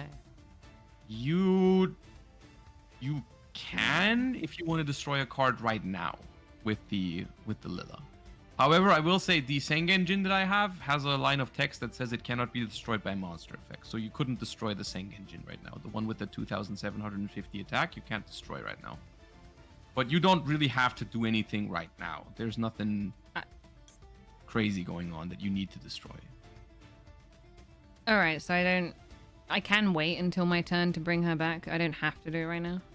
You don't have to do it right now. You can even do it later during my turn. You just don't have to do it at this exact moment. There's still going to be more chances to do it. Because the evil twins effects you can use at any point during the main phase. Right. So like Yeah. now or later when I'm trying to go to the battle phase or something, you can still do that. Okay, so I'm using Heart of the Eyes of Blue, which discards itself from the hand to the graveyard to try and search another copy of the Millennium Ankh, and I could activate that if I got to it. So that's on you if you're trying to stop that, because I know you have that Spright red. Yeah. So if you want to, you could negate that and just hope I don't have another copy of the Millennium Ankh, which I probably won't have. Because I did pay life points earlier because I didn't have it. So in this case, you would tribute the Spright Carrot because you've already used it. Yeah. So that's going to stop that. And I will, in fact, not have the Millennium Ankh access here, so I can't summon my fusion monster. That is what Spright is the most powerful at. Spright is very powerful at stopping your opponent from getting to the point where they want to be, essentially.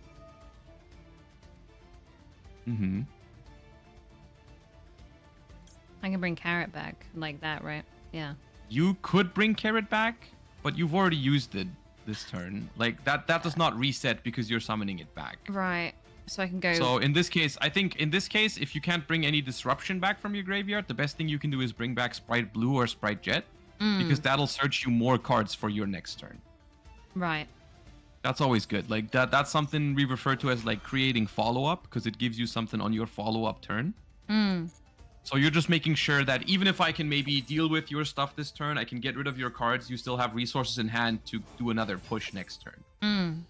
So that's what the Spright Blue here does, because the Spright Blue will still activate. It'll search you another Spright monster, and that you can use to keep going next turn. Okay, so what I will do here, I think you get a prompt for this, is I will try to go to the battle phase. And this is now giving you a prompt saying, like, I'm trying to leave main phase 1. I'm trying to go to the battle phase. Would you like to do anything? That's important because some of your cards only work in the main phase. Okay. For example, Evil Twin Kissikill. Yeah. Evil Twin Kissikill to revive only works in the main phase. So if you let me go to battle phase and then I attack your Kissikill, you cannot use it to revive, right? Do you see how it says during the main phase? Yeah. So I bring the other twin back and then I destroy the card. So if you are scared of me attacking over it, yes, that's what you would do here. You would summon back the Kissikill. However, once again, the Sengenjin cannot be destroyed by card effects, so you shouldn't target it. You can target one of the other ones, either the field spell or the shield, whichever one you find more annoying. Probably the field spell. Oh, so wait.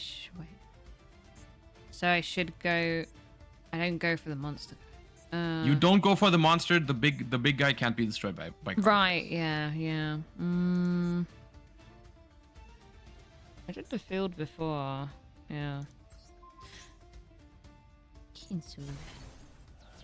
Okay, there goes that. I will still like to go into my battle phase, and I would like to attack the Spright Elf. What does this do again? The set card you have should be Spright Smashers, right? You searched that? I saw that. Yeah. I have the Smashers. That essentially would banish one of my cards and one of your cards. Yeah, I'll do that. Okay. I will banish.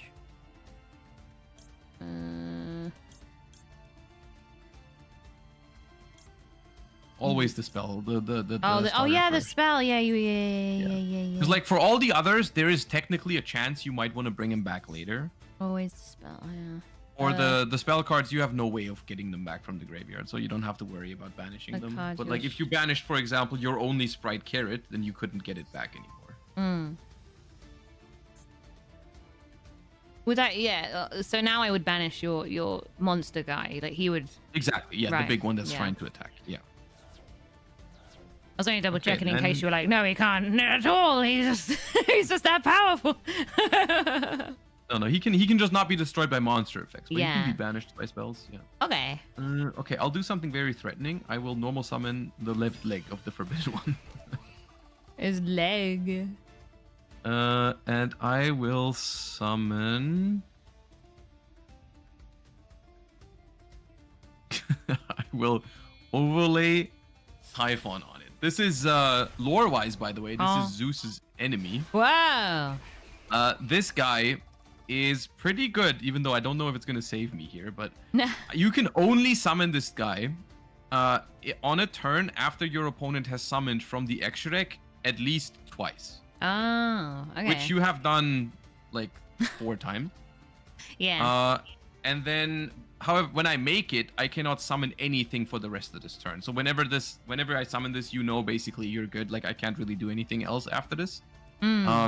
But I can detach 1 material to return 1 card from the field to the hand. So I'll be getting rid of your Spright Elf. No. But that's going to be it for the rest of the turn. So you're starting your turn with a pretty good board already, and I don't have much. I have a shield with 3,000 defense and a Typhon with 2,900 defense. The only restriction that Typhon is putting on you right now, on both of us actually, is that neither of us can activate monsters that have an attack of 3,000 or more. Right. But you should be able to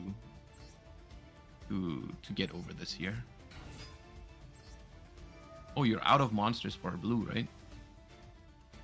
Yeah. Well, it didn't give me the option, so. Yeah, because you don't have any more in the deck. You have all your sprites already.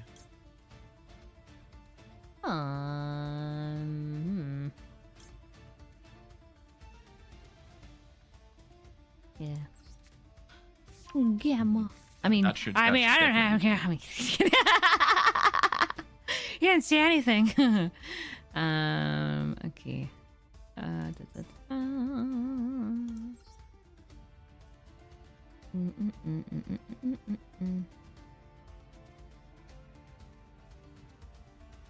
I'll let you cook, and you let me know if you want me to help with anything. But you should have it this turn, and you've got plenty of time in duel room. So I'll just let you. If you want to talk about your thoughts, feel free to. If you want help with anything, I can help. If you want to figure it out yourself, I'm sure you can. I'm just tempted to go for white woman jump scare. Just because it's the easiest? It's fun. Just for funsies. Let me see if that's still enough. It's not the most efficient way to deal with this Typhon for sure. Do you still win if you do that? You probably still win. You do still win if you do that. So if you really wanted to, you could. Yeah. I'll tell you this much. As long as you're using the right monsters for it, you are still guaranteed to win this turn. Okay. So if you want to do a white woman jump scare, you can. Yeah.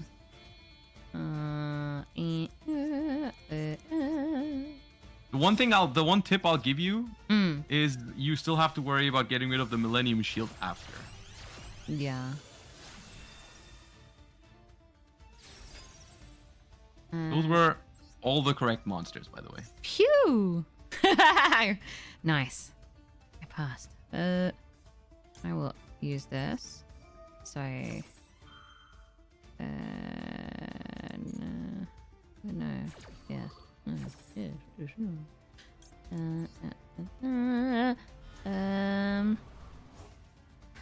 Is that Lilla is gonna pop the shield, and that's gonna be an open board. Haha! You don't even need the Gamma Burst; it's already enough. But you can. I'm doing it anyway. I knew you were gonna. Yeah. I expected nothing less. If you had a Maxi in your hand now, what would have been the correct play? Yeah. Well, if I did the max. Oh, if you had Maxi in your hand, what would have been the correct play? To play Maxi and then attack you. Yeah. Okay. Good. What if I should have put the Veiler down? Whoops. No, that doesn't even. I mean, I guess you could have. Yeah. It's 0 attack. It's not even gonna get bigger from the Gamma Burst because it's a level 1, so it would have just been there. It would have just stared at me. Yeah, I just want him to just intimidate you as you die. No, you can do that. You can even attack with it. You can attack with 0 attack monsters. It just doesn't do anything. I just want him there for moral support, you know? Yeah! Oh, that was me. Right, well done. For fun. Yay! I chose the correct monsters. Nice. I think we're gonna be just fine. Yay. Yeah, I just gotta make sure I practice. I will say now, looking at all the decks, I do think yours is the most challenging. But that is also in some ways, I think it's a good thing because your deck is the one that can do the coolest things and also the most powerful things. Oh, cool. So if we end up finding a way for you to pilot it well, I do think it can beat all the other decks that I'm seeing there. Whoa. It is a pretty powerful deck, so I'm looking forward to see how you're gonna be able to pilot it. Yeah. But I think we've laid a good foundation for it. I do think like your first turns and stuff I think are pretty good so far. I think the major focus if you end up practicing is just how do you use your like interruptions and stuff like that. Yeah, when to do and then some those. of the more niche things like, you know, how exactly is the ideal way to resolve like a Zeus and stuff like that. But that it is very normal that like you're trying to get the basics down first and then you learn the more intricate things. I think so. Like that's nothing to be worried about at this point. Like your basic stuff is getting very, very good. Yay! I'm getting better, guys! Yay! Gosh, you can't call me flamethrower anymore. I'm starting to throw But they still less. call me Joshua to this day, so I don't know about that. Oh gosh. Joshua. Wow. But yeah, thank you so much. Thank you so much last minute as well for doing a stream with me and coaching me again. I really appreciate it. No worries. Yeah, thank you for taking the time. And it's just been really fun in general. So yeah, thank you so much. Oh yeah, I'm glad you're enjoying the game of Yu-Gi-Oh. I'm glad you're having enough fun to even play it on in your free time and in other streams and stuff like that. So yeah, I'm glad, and yeah, I'm looking forward to the Duel of the Titans. And if you have any more questions, feel free to ask. Yeah, I will most likely poke you. Yeah, that's good. Yeah. I kind of hope I can fit in another sesh maybe before it, but we'll see time-wise. I mean, it's still like 3 weeks or something, so we should definitely 2.5 weeks I think at this point. I always forget how short February is, but yeah. We should probably do at least one, maybe like a couple days before the actual thing, so we can refresh all the stuff. Yeah, because I know it's a lot with Yu-Gi-Oh, and especially with your deck.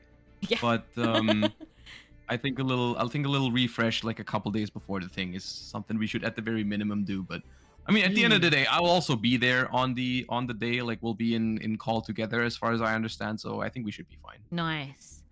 Okay, thank you so much. Thanks for being up so late as well. No worries. All right, thank you. Goodbye, Schmidtlings. Goodbye. Have a great rest of your evening and day. Bye bye. Thank you.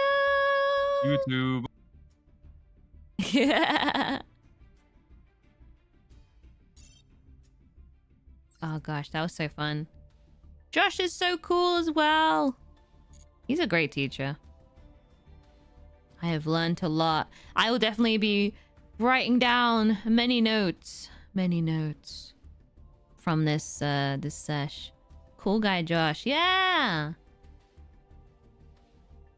It's funny. Well, it's not really funny, but like staff were like, "Oh, Josh is really nice. You'll get along," and we have. So I'm very happy.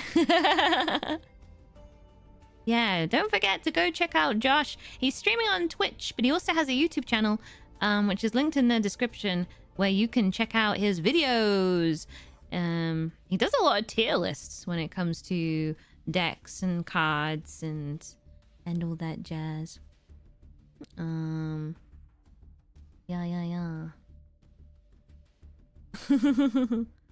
Fumoko versus Bibu now too. Wait, when is that? Is that like now? When is that? But yeah, Fumoko and Bibu are having a Yu-Gi-Oh battle. It's now? Let's redirect. Oh my gosh, we must redirect. Yes.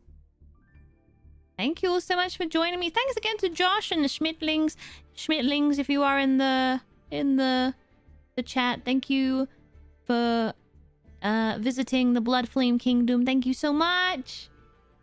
we always say the Bloodflame Kingdom is for everybody. So enjoy your stay. Our Schmidtling friends.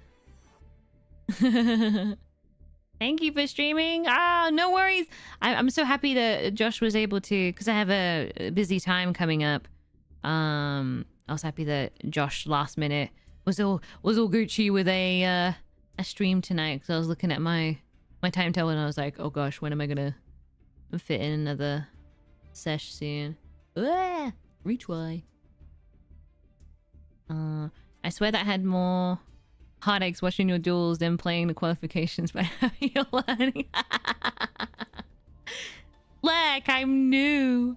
And I do that with a lot of games. I put people on the edge. So Yu-Gi-Oh! Isn't any different. I put them on the edge of their seat.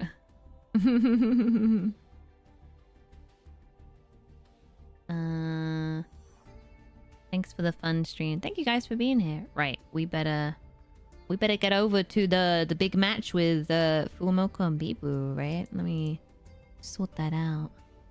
And where is my bits and my bobs and my bobs and my bits? Okay, make sure you send a big war cry over to. We'll go Fumoco because they're using a Spright deck as well. And we're very familiar with it over here. we're very familiar with that deck. Redirect. Are they live? It's not popped up for me. Must be a weird YouTube thing.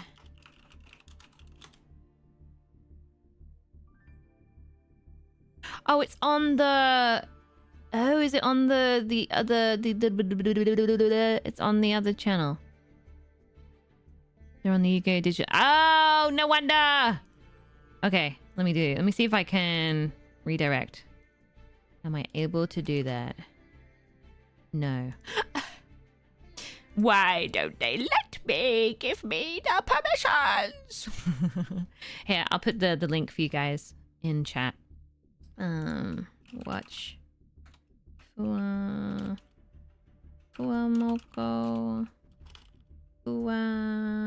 Moko and Bib Senpai here. There we go. That should be correct. Fingers crossed. There we go. But for now, the only one popping up for me is Gavin Bottle. So we'll send a little cheeky redirect to Gavin Bottle. Oh, he's playing Marble Rebels. Let me double check if he is still live, because sometimes YouTube I like double check just in case. Oh, he is. Cool. All right. Go over to Gavis Battle. If you've never heard of Gavis Battle, he is also from Holo. He is in the Holo Stars. He is a very funny guy, very funny, awesome dude. So you'll love him as much as I do. Give him a cheeky war cry. And have a great rest of your day, everybody. Eat good nums, hydrate. Get good sleeps. And thank you so much for the supers, the memberships, the gifted memberships, and the continued memberships. Thank you so much for continuing your memberships.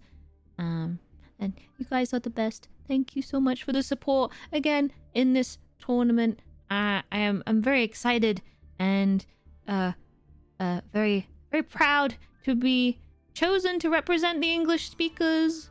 And it's very exciting. Yay! All right. Okay, let me save that. Okay. I love you all very much. Parting is such sweet sorrow, but I will see you on the morrow. Let my voice be your strength. Mwah! Goodbye.